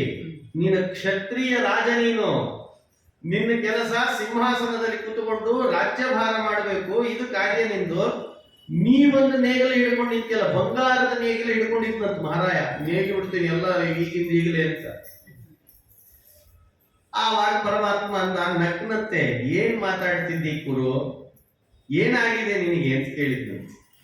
ಏನಾಗ್ತದೆ ಪರಮಾತ್ಮ, ಬರಗಾಲ ಬಂದು ಹೋಗಿದೆ, ಎಲ್ಲ ಜನ ವಿಪರೀತ, ಸಜ್ಜನರು ಅಂತಾದವರು ಪರಿಸ್ಥಿತಿ, ಘೋರ ಪರಿಸ್ಥಿತಿ ಬಂದು ಹೋಗಿದೆ. ಆದ್ದರಿಂದ ನಾನಿವತ್ತು ಸರಿಯಾಗಿ ಕೃಷಿಕನಾಗಿ ಆ ಬಿತ್ತುತ್ತೇನೆ ಬೀಜಗಳನ್ನ ಅಂತ ನಿಂತಂತ. ಪರಮಾತ್ಮ ಅಂದ, ಮಹಾರಾಯ, ಎಲ್ಲಿ ಬರಗಾಲ ಬಂದಿದೆಯೋ ಬೇಕಾದಷ್ಟು ಪದಾರ್ಥಗಳು ಸಿಗ್ತಿದೆ, ಆಫರ್ ಮೇಲೆ ಆಫರ್, ಕಡಿಮೆ ಪದಾರ್ಥಗಳು ಬೇರೆ ಸಿಗ್ತಾ ಇದ್ದಾವೆ. ಏನ್ ಕಡಿಮೆ ಆಗಿದೆ? ಏನೂ ಕಡಿಮೆ ಆಗಿಲ್ಲ ಈ ಭೂಮಿಯಲ್ಲಿ. ನೀ ಏನ್ ಕಡಿಮೆ ಆಗಿದೆ ಅಂತ ಈ ತರ ಬಿತ್ತುತ್ತೇನೆ ಅಂತ ಹೊರಡ್ತಿದ್ದಿ ಅಂತ ಆ ರಾಜನಿಗೆ ಕೇಳಿದ್ರೆ, ರಾಜ ನೋಡ್ರಿ ಎಷ್ಟು ಆಲೋಚನೆ ಇತ್ತು ಚಂದ್ರವಂಶದ ರಾಜನಿಗೆ. ಅವ ಅನ್ನಂತೆ, ಧರ್ಮದ ಬೀಜ ಬಿತ್ತೇನಿ ಅನ್ನಂತ. ನೋಡ್ರಿ, ಕಡಿಮೆ ಆಗಿದ್ದು ಪದಾರ್ಥ ಅಲ್ವೋ ಪರಮಾತ್ಮ ಎಂಥ ಮಾತಾಡಿರ್ಲಿಕ್ಕಿಲ್ಲ. ಕುರು ರಾಜ ಪರಮಾತ್ಮನೊಟ್ಟಿಗೆ ಮಾತಾಡುವಾಗ ಆ ಮಾತಾಡಿದ್ನಂತ. ನೋಡ್ರ ಪರಮಾತ್ಮ, ನಾ ಬೀಜ ಬಿತ್ತಲಿಕ್ಕೆ ಹೊರಟದ್ದು ಯಾವ ಹುರುಳಿ ಕಾಳನ್ನ, ಶೇಂಗಾ ಬಿತ್ತಲಿಕ್ಕೆ ಹೊರಟಿಲ್ಲ, ಜ್ಞಾನದ ಬೀಜ ಬಿತ್ತಬೇಕಾಗಿದೆ. ಜ್ಞಾನದ ಬೀಜ, ಅಹಿಂಸೆ ಅನ್ನುವ ಬೀಜ, ಧರ್ಮ ಅನ್ನುವ ಬೀಜ, ಸತ್ಯ ಅನ್ನುವ ಬೀಜ, ಈ ಬೀಜ ಬಿತ್ತಲಿಕ್ಕೆ ಹೊರಟಿದ್ದೀನಿ ಅಂದ್ಬಿಟ್ನಂತೆ ಆ ಗುರು. ಪರಮಾತ್ಮ ನಕ್ನಂತೆ, ಎಲ್ಲಿವೆ ಆ ಬೀಜಗಳು, ನನಗೇನ್ ಕಾಣಿಸ್ತಿಲ್ಲ ಅನ್ನಂತ. ನೋಡಿದ, ಆ ಬೀಜಗಳು ಎಲ್ಲಿ? ಬೀಜ ಇದ್ರೆ ನೆಡಬೇಕು ನೀನು, ಬೀಜಗಳೇ ಕಾಣಿಸ್ತಿಲ್ಲ, ಅದನ್ನ ಎಲ್ಲಿ ನಡತಿ? ಎಲ್ಲಿವೆ ಆ ಬೀಜ? ಅವಾಗ ಅಂದ, ನನ್ನ ಹತ್ರ ಒಂದು ಮೂಟೆ ಅದ ಅನ್ನಂತ. ನೋಡ್ರಿ, ಧರ್ಮದ ಬೀಜ, ಜ್ಞಾನದ ಬೀಜ, ಅಹಿಂಸಾ ಬೀಜ, ಎಂಥ ಮಾತಾಡ್ಲಿಕ್ಕಿಲ್ಲ, ಸತ್ಯದ ಬೀಜ, ಇದೆಲ್ಲ ಪ್ರಾಮಾಣಿಕತೆಯ ಬೀಜ, ಇದೆಲ್ಲ ಬೀಜ ನನ್ನ ಹತ್ರ ಒಂದು ಮೂಟೆ ಇದೆ ಅಂದಂತೆ. ಎಲ್ಲಿದೆ ತೋರಿಸು ಅಂತ ಪರಮಾತ್ಮ. ತೋರ್ಸ, ಆ ಮೂಟೆ ತೋರಿಸು. ಆವಾಗ ಗುರು ಹೇಳಿದ, ಕೈ ಎತ್ತಿ ತೋರಿಸಿದ್ನು. ಕೈ ಎತ್ತಿ ತೋರಿಸಿದ್ರೆ ಅಲ್ಲಿ ನೋಡಿ, ಎಲ್ಲಿ ಏನಿಲ್ಲೇ ಇಲ್ಲ, ಅಲ್ಲಿ ನೋಡಬೇಡ, ನನ್ನ ಕೈ ಕಡಿ, ಈ ಕಡಿದ್ರೆ ಒಂದು ಹನಿ ರಕ್ತ ಬರಲ್ಲ, ಬೀಜ ಉದುರುತ್ತದೆ ನೋಡ್ಬೇಕಾದ್ರೆ. ಎಂಥ ಮಾತು! ಚಂದ್ರವಂಶದ ಕುರುರಾಜನ ಮಾತು ಪರಮಾತ್ಮನೊಟ್ಟಿಗೆ ಮಾತಾಡುವಾಗ ಈ ಮಾತಾಡಿಬಿಟ್ನಂತೆ. ಆವಾಗ ಪರಮಾತ್ಮ, ಸರಿ ಹಾಗಾದ್ರೆ ಕೈ ಕಡಿತೀನಿ ಅಂತ ಕೈಯೇ ಕಡದ್ನಂತೆ. ಕುರುರಾಜನ ಕೈ ಕಡದ್ನಂತೆ, ಒಂದು ಹನಿ ರಕ್ತ ಬರಲಿಲ್ಲಂತೆ. ನೋಡಿದ್ರೆ ಅಲ್ಲಿ ಧರ್ಮದ ಬೀಜಗಳು ಉತ್ಪತ್ತಿ ಆಗ್ಲಿಕ್ಕೆ ಪ್ರಾರಂಭ ಆಗುತ್ತೆ ಶರೀರದಿಂದ. ಕೈ ಕಡ್ದ, ತಲೆ ಕಡ್ದ, ಎಲ್ಲ ಕಡಿದ್ರೆ ಆ ಬೀಜಗಳೆಲ್ಲ ಉದುರಿ ಉದುರಿ ಬೀಳಿಗತ್ತಂತೆ. ಆವಾಗ ಪರಮಾತ್ಮನಿಗೆ ಅಷ್ಟು ಭಲೇ ಕುರು ಅಂತಂದ. ಎಂಥ ದೃಷ್ಟಿ ನಿಂದು! ಹಾಗಾದ್ರೆ ಆ ಕಾಲದಲ್ಲಿ ಅಸತ್ಯ, ಹಿಂಸೆ, ಧರ್ಮದ ಕೊಲೆ, ಯಾವ ಧರ್ಮದ ಲವಲೇಶ ಇಲ್ಲ. ಏನ್ ಧರ್ಮ ಅಂದ್ರೆ ಏನು? ಹಿಂದೆ ನಾರದರು ಭಾಗವತದ ಪ್ರಾರಂಭದಲ್ಲೇ ಹೇಳಿದ್ದಾರೆ, ಸತ್ಯಂ ನಾಸ್ತಿ ತಪಶೌಚಂ ದಯಾದಾನಂ ನ ವಿದ್ಯತೆ. ಎಲ್ಲ ನಾರದರು ಸುತ್ತಿ ಬರುವಾಗ ಎಲ್ಲಿ ನೋಡಿದ್ರು ನಾಲ್ಕಿಲ್ಲ ಅಂತ ಹೇಳ್ಕೊಂಡು ಬಂದ್ರು ಇಲ್ವೋ? ಕೇಳಿರ್ತೀರಿ, ಸುಮ್ಮನೆ ಅವ್ರು ನೆನಪಾಗಲ್ಲ, ಹಿಂಗೆ ನೆನಪು ಮಾಡಿಸ್ತಾರೆ. ಮುಖ ನೋಡಿದ್ರೆ ಒಂದ್ಸಲ ಹಿಂಗೆ ನಿಂತ್ಬಿಡ್ತಾರೆ, ಗೊತ್ತೇ ಆಗಲ್ಲ. ಕೇಳಿರ್ತೀರಿ, ನೆನಪು ಮಾಡಿಸ್ಬೇಕಾಗ್ತದೆ. ನಾರದರು ಭೂಲೋಕಕ್ಕೆ ಬಂದಾಗ ಹೇಗಿದ್ದಾರೆ ಅಂತ ಕಲಿಯುಗ ಪ್ರಾರಂಭ 260 ವರ್ಷ ಆಗಿತ್ತು. ಆವಾಗ ನಾರದರು ಭೂಲೋಕಕ್ಕೆ ಬಂದಿದ್ರು, ಕ್ಷೇತ್ರ ಸುತ್ತುತ್ತಾರೆ. ಎಲ್ಲ ಕ್ಷೇತ್ರ ಸುತ್ತಿದ್ರೆ ಮುಖ ಬೇಸರ ಆಯಿತು. ಕೇಳ್ತಾರೆ, ಏನ್ರಿ ನಿಮ್ಮ ಮುಖ ಹಿಂಗೆ ಯಾಕಾಗಿದೆ ಅಂತ ಕೇಳ್ತಾರೆ. ಆವಾಗ ನಾರದರಂದ್ರು, ಎಲ್ಲಾ ಕಡೆ ಸುತ್ತಿದೆ, ಸುತ್ತಿ ಎಲ್ಲಿ ಸುತ್ತಿದ್ರು ನಾಲ್ಕು ಇಟ್ಕೊಂಡಿಲ್ಲ ಈ ಜನ ಅಂದ್ರಂತೆ. ಯಾರೋ ಕೇಳಿದ್ರಲ್ಲ, ನಮ್ಮೂರಾಗ 3 ಬಿಟ್ಟವ್ರು ಇದ್ದಾರೆ, ಇದು 4 ಏನಿದೆ ಅಂತ ಕೇಳಿದ್ರೆ. 3 ಬಿಟ್ಟವ್ರು ಬೇಕಾದಷ್ಟು ಸಿಗ್ತಾರೆ, ಈ 4 ಬಿಟ್ಟಾರ ಅಂತಿದ್ರಲ್ಲ ನಾರದ್ರೆ, ಅವ್ರು 4 ಯಾವ ಅಂತ ಕೇಳಿದ್ರು. ನೋಡಿ, 3 ಏನು ಹೇಳ್ಬೇಡ್ರಿ, ನಮ್ಗೆ ಗೊತ್ತು, ನಾವು ಅವಾಗ ಹೋಗ್ಬಿಟ್ಟಿರ್ತೀವಿ ಅಂತ. ಅವು 4 ಯಾವು ಅಂತ ಕೇಳಿದ್ರು. ಅದೇ ಹೇಳಿದ್ದು ನಾರದರು, ಯಾರು ನಾಮಧಾರಣೆ ಮಾಡಿಕೊಂಡು ಕಚ್ಚಿ ಧಾರಣೆ ಮಾಡಿಕೊಂಡು ಅವಾಗ 7 o'clock ಬ್ಲೇಡ್ ಹಾಕೊಂಡು ನಾ ಧರ್ಮಿಷ್ಠ ನಾನ್ ಆಚಾರವಂತ ಅಂತ ತೋರಿಸ್ತಾರಲ್ಲ, ಅದೇ ವ್ಯಕ್ತಿ ಧರ್ಮಾಚರಣೆ ಮಾಡ್ತಿಲ್ಲ ಅನ್ನೋದು ನೋಡಿ ಹೇಳಿ. ಸತ್ಯಂ ನಾಸ್ತಿ ತಪಶೌಚಂ ದಯಾ ದಾನಂ ನ ವಿದ್ಯತೆ. ಎಲ್ಲಿ ನೋಡಿದ್ರು ಸತ್ಯ ಇಲ್ಲ, ಎಲ್ಲಿ ನೋಡಿದ್ರು ಧರ್ಮ ದಯಾ ಇಲ್ಲ, ಶೌಚ ಇಲ್ಲ. ಸತ್ಯಂ ನಾಸ್ತಿ ತಪಸ್ಸಿಲ್ಲ, ಸತ್ಯ ನುಡಿಯೋರಿಲ್ಲ, ಶೌಚಾಚರಣೆ ಇಲ್ಲ, ತಪಸ್ಸಿಲ್ಲ, ದಾನ ಇಲ್ಲ. ನೋಡಿ ಹೇಳಿ, ಇವು 4 ಧರ್ಮದ ಮೂಲ. ಇವನ್ನೇ ಬಿಟ್ಟಿದ್ದಾರೆ ಅನ್ನೋ ಬೇಸರ ನಾರದರಿಗಿತ್ತಂತೆ. ಆವಾಗ ಮತ್ತೊಂದು ಪ್ರಶ್ನೆ ಮಾಡಿದ್ರು ಅವರು, ಕೇಳಿರ್ತೀರಿ ನೀವು. ಸರಿ, ಈ 4 ಬಿಟ್ಟಾರಂದ್ರೆ ಮತ್ತೆ ಇನ್ನೇನ್ ಮಾಡ್ಲಿಕತ್ತಾರ ಅಲ್ವಾ? 4 ಇಟ್ಕೊಳ್ಬೇಕು, 4 ಬಿಟ್ಟಾರಂದ್ರೆ ಇನ್ನೇನ್ ಮಾಡ್ಲಿಕತ್ತಾರ? ಅದಕ್ಕೆ ಅವರೇ ಹೇಳಿದ್ರು, ಉದರಂ ಬರಿಣೋ ಜೀವಾಹ ವರಾಟ ಕೂಟ ಭಾಷಿಣ. ಹೊಟ್ಟೆಪಾಡಿಗಾಗಿ ಕ್ಷೇತ್ರಗಳನ್ನು ವಿನಿಯೋಗ ಮಾಡಿಕೊಳ್ತಿದ್ರು. ಎಂಥ ಕಾಲ ಬಂದಿತ್ತು. ನಾರದರ ಮುಖದಲ್ಲಿ ಯಾಕೆ ಬೇಸರ ವ್ಯಕ್ತ ಆಯಿತು ಅಂದ್ರೆ, ಕ್ಷೇತ್ರ ಸುತ್ತಿದ್ರೆ ಸಜ್ಜನರು ಅಂತ ಲೇಬಲ್ ಹಾಕೊಂಡಾರಲ್ಲ ಮಣಿ ಮೇಲೆ, ಅವರೇ ಈ 4 ಬಿಟ್ಟಿದ್ರಂತ. ಅದಕ್ಕೆ ಬೇಸರ ಆಗಿತ್ತು. ಉದರಂ ಮತ್ತಿನ್ನೇನ್ ಮಾಡಿದ್ರು? ಹೊಟ್ಟೆಪಾಡಿಗಾಗಿ ಕ್ಷೇತ್ರಗಳನ್ನು ವಿನಿಯೋಗ. ಉದರಂ ಬಲಿನೋ ಜೀವಾಹ ವರಾಟ ಕೂಟ ಭಾಷಿಣ. ಹೊಟ್ಟೆಪಾಡಿಗೆ ಕ್ಷೇತ್ರಗಳನ್ನು ವಿನಿಯೋಗ ಮಾಡಿಕೊಳ್ಳುವಂತಹ ಪ್ರಸಂಗ ಬಂದಿದೆ. ಈಗ ತಾನೇ ಪ್ರಾರಂಭ ಆದ ಕಲಿಯುಗದಲ್ಲಿ ಅಂತ ನಾರದರಿಗೆ ಬೇಸರ ಆಗಿತ್ತು. ಹಾಗಾದ್ರೆ ಸೂರ್ಯವಂಶದ ಚಂದ್ರವಂಶದ ರಾಜ ಕುರು ಮಾತಾಡ್ತಿದ್ದಾರೆ ಪರಮಾತ್ಮ, ಎಲ್ಲಿ ನೋಡಿದ್ರು ಸತ್ಯ ಇಲ್ಲ, ಸತ್ಯದ ಬೀಜವನ್ನು ಬಿತ್ತಲಿಕ್ಕೆ ಹೊರಟೀನಿ ಎಂದಂತೆ. ಎಲ್ಲೆಲ್ಲಿ ನೋಡಿದ್ರು ಅಧರ್ಮ ತಾಂಡವ ಆಡ್ತಾ ಇದೆ. ಆ ಅಧರ್ಮ ತಾಂಡವ ಆಡ್ತಿದೆಯಲ್ಲ, ಧರ್ಮದ ಸ್ಥಾಪನೆ ಬೀಜ ಬಿತ್ತಲಿಕ್ಕೆ ಹೊರಟಿದೆ ನಾನು ಪರಮಾತ್ಮ ಅಂತಿದ್ದಾನೆ ಕುರು. ಅಷ್ಟೇ ಅಲ್ಲ, ಎಲ್ಲಿ ನೋಡಿದ್ರು ಶೌಚಾಚರಣೆ ಇಲ್ಲ, ಎಲ್ಲಿ ನೋಡಿದ್ರೆ ತಪಸ್ಸಿಲ್ಲ, ದಯೆ ಇಲ್ಲ. ಯಾವ್ರ ಮೇಲೆ ದಯೆ ಇದೆ ತೋರಿಸಿದ್ರೆ ನೋಡಿ. ದಯೆ ಅನ್ನೋದೇ ಹೋಗಿದೆ. ಪ್ರಾಣಿಗಳ ಮೇಲಂತೂ ಸರ್ವಥಾ ಇಲ್ಲ, ಮನುಷ್ಯರ ಮೇಲೆ ಇಲ್ಲ. ಇನ್ ಪ್ರಾಣಿಗಳ ಮೇಲೆ ಏನ್ ಮಾಡ್ತಾರೆ ಇವರು? ದಯೆ ಇಲ್ಲ. ಆದ್ರಿಂದ ಅಹಿಂಸೆಯ ಬೀಜವನ್ನು ಬಿತ್ತಲಿಕ್ಕೆ ಹೊರಟಿದ್ದೀನಿ, ಧರ್ಮದ ಬೀಜ ಬಿತ್ತಲಿಕ್ಕೆ ಹೊರಟಿದ್ದೀನಿ, ಸತ್ಯದ ಬೀಜವನ್ನು ಬಿತ್ತಲಿಕ್ಕೆ ಹೊರಟಿದ್ದೀನಿ. ನಾನು ಇದನ್ನು ಮಾಡ್ತೀನಿ, ನನ್ನ ಹತ್ರ ಇವೆ ಆ ಬೀಜಗಳು ಅಂತಿದ್ದಾನೆ ಕುರು. ಭಲೆ ಅಂತ ಪರಮಾತ್ಮ ಕಡದು ತೋರಿಸು, ಎಲ್ಲಿದೆ ಬೀಜಗಳು, ಎಲ್ಲಿದೆ ತೋರಿಸು. ಕೂಡ್ಲೆ ಕುರು ರಾಜ ಅಂದ್ಬಿಟ್ಟಂತೆ ಚಂದ್ರವಂಶದ ರಾಜ, ಕೈ ಕಡಿ, ಒಂದು ಹನಿ ರಕ್ತವನ್ನು ತೋರಿಸ್ ನನ್ನಿಂದ ಅಂತಂದಂತ. ಪರಮಾತ್ಮ ಕೈ ಕಡಿತಾನೆ, ಒಂದು ಹನಿ ರಕ್ತ ಬರಲಿಲ್ಲ. ಈ ಸತ್ಯ ಧರ್ಮ, ಈ ಸತ್ಯತೆ, ಅಹಿಂಸೆ, ಈ ಬೀಜಗಳು ಕಾಣ್ಲಿಕ್ಕೆ ಭಲೇ ಕುರು ಅಂತ ಪರಮಾತ್ಮ.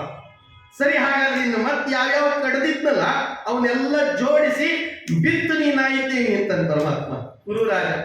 ಅದಕ್ಕೆ ಭಗವದ್ಗೀತೆಯಲ್ಲಿ ಮಾತಾಡುವಾಗ ಧರ್ಮಕ್ಷೇತ್ರೇ ಕುರುಕ್ಷೇತ್ರೇ ಸಮವೇತಾಯುತ್ಸವ ಮಾಮಕಾಃ ಪಾಂಡವಾಶ್ಚೈವ ಸಮವೇತಾಯುತ್ಸವ. ಎಂಥ ಮಾತು! ಕುರುಕ್ಷೇತ್ರ ಇವತ್ತಿಗೆ ಏನ್ ಪ್ರಸಿದ್ಧಿ ಆಗಿದೆ.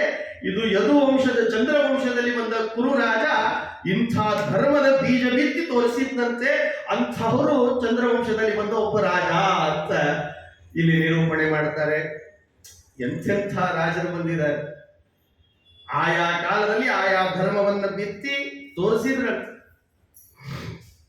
ಇನ್ನೊಬ್ಬ ರಾಜ ದುಷ್ಯಂತ ಅಂತ ಚಂದ್ರವಂಶದಲ್ಲೇ ಬಂದವ. ದುಷ್ಯಂತ ಕಣ್ವಾಶ್ರಮಕ್ಕೆ ಹೋಗಿ ಶಕುಂತಲೆಯನ್ನ ವಿವಾಹ ಆದ್ನಂತ. ಪ್ರೇಮದಿಂದ ವಿವಾಹ ಮಾಡಿಕೊಂಡ ಅಂತ ಕಥೆ ಕೇಳಿರಿ ನೀವೆಲ್ಲ, ಭಾಗವತದಲ್ಲಿ ಹಾಗೆ ಬರ್ತದೆ. ಶಕುಂತಲೆ ಬ್ರಾಹ್ಮಣ ಕಣ್ವ ಋಷಿಯ ಮಗಳು ಅಂತ ಎಲ್ಲರ ತಲೆಯಲ್ಲಿ. ದುಷ್ಯಂತ ಕ್ಷತ್ರಿಯ. ಎಷ್ಟೋ ಜನ ವಿರೋಧ ಮಾಡಿದ್ರು. ದುಷ್ಯಂತ ಹೇಳಿಬಿಟ್ನಂತೆ, ನೋಡು, ಸುಮ್ಮನೆ ನನ್ನ ಮನಸ್ಸಲ್ಲಿ ಆ ಒಂದು ಹೆಣ್ಣನ್ನು ನೋಡಿದಾಗ ನಾನು ವಿವಾಹ ಆಗಬೇಕು ಅಂತ ಅನಿಸಲ್ಲ, ಅಂಥವನು ನಾನಲ್ಲ. ನಾನು ಒಂದು ಸಲ ಅವಳನ್ನು ನೋಡಿದೀನಿ, ವಿವಾಹ ಆಗಬೇಕು ಅಂತ ಆಲೋಚನೆ ಮಾಡಿದೆ ಅಂದ್ರೆ ಅವಳು ಕ್ಷತ್ರಿಯಳೇ ಆಗಿರಬೇಕು ಅನ್ನೋದು. ಎಂಥ ಮಾತು ನೋಡ್ರಿ ದುಷ್ಯಂತಂದು, ಚಂದ್ರವಂಶದ ರಾಜ. ನೋಡಿದ್ರೆ ಬೆಳೆದದ್ದು ಕಣ್ವಾಶ್ರಮದಲ್ಲೇ ಇದ್ದಾಳೆ, ಬ್ರಾಹ್ಮಣ ಪುತ್ರಿ ಅಂತ ಅಂತಿದ್ದಾರೆ.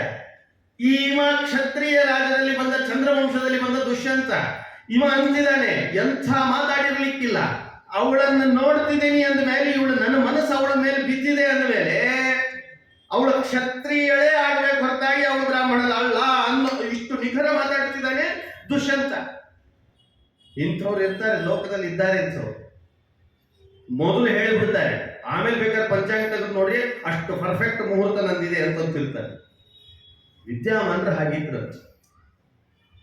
ವಿದ್ಯಾಮಾನರು ಒಬ್ಬನಿಗೆ ಉಪನಯನಕ್ಕೆ ಮುಹೂರ್ತ ಕೊಟ್ರಂತ. ಹೇಳಿಬಿಟ್ರು, ಇಂಥ ಮುಹೂರ್ತದಲ್ಲಿ ನೀವು ಉಪನಯನ ಮಾಡ್ಕೋ, ನಿನಗೆ ಅನುಕೂಲ ಆಗ್ತದೆ ಅಂತ ಇಷ್ಟು ಅಂದ್ಬಿಟ್ರಂತ. ಅವ್ರ ತಂದೆನೇ ಒಂದು ಆಕ್ಷೇಪ ಮಾಡಿದ್ರಂತ, ವಿದ್ಯಾಮಾನ್ಯರ ತಂದೆನೇ. ಏನು ಪಂಚಾಂಗ ನೋಡಬಾರ್ದ, ಪಂಚಾಂಗಗಳನ್ನು ನೋಡಿ ಮಾಡಿ ಸರಿಯಾದ ಮುಹೂರ್ತ ಹೇಳಬಾರ್ದ ಅಂತಂದ್ರು. ಆವಾಗ ವಿದ್ಯಾಮಾನ್ಯರಂದ್ರು, ನಾನು ಹಾಗೆ ಯಾರ್ಯಾರಿಗೋ ಮುಹೂರ್ತಗಳನ್ನು ಹೇಳಲ್ಲ, ಬಾಯಿ ಬಿಟ್ಟು ಎಲ್ಲ ಮುಹೂರ್ತ ಜ್ಯೋತಿಷ ಹೇಳ್ಕೊತ ಕೂತವ್ ನಾನಲ್ಲ. ನನ್ನ ತಲೆಯಲ್ಲಿ ನನಗೆ ಪ್ರೇರಣೆ ಆಗ್ತಿದೆ, ಈ ಸಮಯಕ್ಕೆ ಈ ಮುಹೂರ್ತ ಇದೆ ಅಂತ ಅನಿಸ್ತಿದೆ, ಆ ಉಪನಯನ ಹಾಗೆ ಆಗ್ತದೆ, ಅದು ಮುಹೂರ್ತ ಇದ್ದೇ ಇದೆ, ಸರಿ ಇದೆ, ಅದು ನೀವು ಬೇಕಾದ್ರೆ ಪಂಚಾಂಗ ತೆಗೆದು ನೋಡ್ರಿ ಅಂದ್ರ. ಪಂಚಾಂಗ ತೆಗೆದು ನೋಡಿದ್ರೆ ಸುಮುಹೂರ್ತ ಇತ್ತು ನೋಡ್ರಿ. ಹಾಗಿರ್ಲಿಕ್ಕೆ ಹಾಗಿರ್ತಾರೆ ಯೋಗಿಗಳು, ತಪಸ್ವಿಗಳು ಹಾಗಿರ್ತಾರೆ. ದುಷ್ಯಂತ ಅಷ್ಟು ನಿಖರ ಇತ್ತಂತ. ಆ ದುಷ್ಯಂತನ ಮಾತು ಕೊನೆಗೆ ಅವಳನ್ನು ವಿವಾಹ ಆಗೇ ಬಿಟ್ಟ. ನೋಡಿದ್ರೆ ಅವಳು ಆ ದುಷ್ಯಂತನ ಏನು ಶಕುಂತಲೆ ಕ್ಷತ್ರಿಯ ವಿಶ್ವಧ್ವಜ ರಾಜನ ಮಗಳಾಗಿದ್ಲಂತವಳು. ರಾಜನ ಮಗಳು, ಅವಳು ಕ್ಷತ್ರಿಯನ ಮಗಳಾಗಿದ್ಲಂತ. ನೋಡ್ರಿ ಹಾಗೆ. ಹಾಗಾದ್ರೆ ಮೊದಲು ಪ್ರೇಮ ವಿವಾಹ ಅಂತ ಮಾಡಿಕೊಂಡ ಅವಳು ಬ್ರಾಹ್ಮಣ ಹುಡುಗಿ, ಅವಳೇ ಹೇಳ್ಬಿಟ್ಲಂತೆ, ಬೇರೆ ಯಾರು ಹೇಳೋದಲ್ಲ, ಶಕುಂತಲೇನೆ ಹೇಳಿದ್ಲಂತೆ, ನಾ ಬೆಳೆದದ್ದು ಕಣ್ವರ ಆಶ್ರಮದಲ್ಲಿ ಹೊರತಾಗಿ ನನ್ನ ತಂದೆ ರಾಜ, ನಾನು ಕ್ಷತ್ರಿಯನ ಮಗಳು ಅಂತ ಅವಳೇ ಹೇಳಿದ್ಲಂತೆ. ಎಂತೆಂಥ ರಾಜರಿದ್ರು. ಯಾಕೆ ಈ ಪ್ರಸಂಗ ಬಂತು ಅಂದ್ರೆ, ಆ ತಪಶಕ್ತಿಯನ್ನು ನಾವು ಉಳಿಸ್ಕೊಳ್ತಿಲ್ಲ ಇವತ್ತಿನ ದಿವಸ. ಎಂತೆಂಥ ವಿದ್ಯೆಗಳಿದ್ದು ನಮ್ಮ ಇದರಲ್ಲಿ, ಭಾರತದಲ್ಲಿ ಎಂತೆಂಥ ವಿದ್ಯೆಗಳಿದ್ವು. ರಾಮ ಲಕ್ಷ್ಮಣರನ್ನ ಮೊದಲನೇ ಬಾರಿ ಯಾಗ ರಕ್ಷಣೆಗೆ ಅಂತ ಕರೀಲಿಕ್ಕೆ ಬಂದಿದ್ರಲ್ಲ ಋಷಿಗಳು, ಅವರು 2 ವಿದ್ಯೆ ಕೊಟ್ಟಿದ್ರಂತ ರಾಮನಿಗೂ ಲಕ್ಷ್ಮಣಿಗೂ. ಒಂದು ವಿದ್ಯೆ ಹಸಿವೆ ನೀರಡಿಕೆ ಆಗಲ್ಲಂತ, ಇನ್ನೊಂದು ಭಯ ಆಗಲ್ಲಂತ. ಅಂಥ ವಿದ್ಯೆಯನ್ನು ಉಪದೇಶ ಮಾಡಿದ್ರಂತೆ. ನೋಡ್ರಿ, ಇಂಥ ವಿದ್ಯೆ ಇತ್ತು ಅಂತೆ. ಯಾಕಂದ್ರೆ ಅವ್ರಿಗೆ ಮೊದಲೇ ಗೊತ್ತಿತ್ತು, ಕಾಡು ಅಂದ ಮೇಲೆ ಏನ್ ಸಿಗ್ತದೆ, ನಮ್ಗೆ ಬೇಕು ಅಂದ ತಕ್ಷಣ ತಿನ್ಲಿಕ್ಕೆ ಸಿಗ್ತದ, ಮತ್ತೆ ಕಾಡು ಅಂದ್ಮೇಲೆ ಭಯ, ನೀರಡಿಕೆ ಇದ್ದಕ್ಕಿದ್ದ ಹಾಗೆ ನೀರು ಸಿಗ್ತದ, ಎಲ್ಲಿ ಯಾವ ಚರಿ ಹರಿಲಿಕ್ಕೆ ಇರ್ತದೋ ಹುಡ್ಕೊಂಡು ಹೋಗ್ಬೇಕು. ಎಂತೆಂಥ ವಿದ್ಯೆ ಇತ್ತು. ಹಾಗಾಗಿ ಅದೆಲ್ಲ ಅಷ್ಟು ದೂರ ಯಾಕೆ ಹೋಗ್ತೀರಿ? ಇಲ್ಲೇ ಪುರಂದರದಾಸರು ಇದ್ರಲ್ಲ, ಅವರು ಬರೆದ ಪದ್ಯ ಎಷ್ಟಿತ್ತು ಗೊತ್ತೇನು ನಿಮಗೆ? 4,75,000 ಪದ್ಯ ಬರೆದಿದ್ರಂತ. ಇವತ್ತೆಷ್ಟವ ನಮ್ಮ ಕೈಯಲ್ಲಿ? 1000 ಸರಿಯಾಗಿಲ್ಲ, ಹೇಳಿದ್ದೆ ಹೇಳ್ತಿರ್ತಾರೆ, ಮತ್ತೆ ಅವನು ಮಿಕ್ಸ್ ಮಾಡಿರ್ತಾರೆ. ಹಾಗಾದ್ರೆ ನಮ್ಮಲ್ಲಿ ಉಳಿಸಿಕೊಳ್ಳುವ ಒಂದು ಪದ್ಧತಿನೇ ಇಲ್ಲ. ಇಲ್ಲೇ ವಿಷ್ಣು ತೀರ್ಥರ ಹತ್ರ ಹೋಗ್ರಿ, ಸುಮಧ್ವ ವಿಜಯವನ್ನ ಪಾರಾಯಣ ಮಾಡಿ ಮಾಡಿ ಸಿದ್ಧಿ ಮಾಡಿಕೊಂಡು ಕಾಯಿನ್ಗಳನ್ನ ಬಂಗಾರ ಮಾಡ್ತಿದ್ರಂತೆ. ತಾಮ್ರದ ಕಾಯಿನ್ಗಳನ್ನ ಬಂಗಾರ ಮಾಡ್ತಿದ್ರಂತೆ. ಸತ್ಯಬೋಧರು ಅವ್ರ ಪದ್ಯನೇ ಹೇಗಿದೆ ಹಾಗಾದ್ರೆ ಅದನ್ನ ಕೇಳುವಾಗ, ಸತ್ಯಬೋಧೋಸ್ತು ಮೇಮುದೇ ಯೋ ದರ್ಶಯೇತ್ ರವಿಂ ರಾತ್ರೋ. ಸತ್ಯವಾದ್ರೆ ರಾತ್ರಿಯಲ್ಲಿ ಸೂರ್ಯ ತೋರಿಸೋರು. ನಮ್ಗೆ ಅಂಥ ವಿದ್ಯೆ ಇದೆ ನಮ್ಮಲ್ಲಿ. ಎಂತೆಂಥ ವಿದ್ಯೆಗಳು, ಬಹಳ ದೂರ ಹೋಗೋದು ಬೇಡ.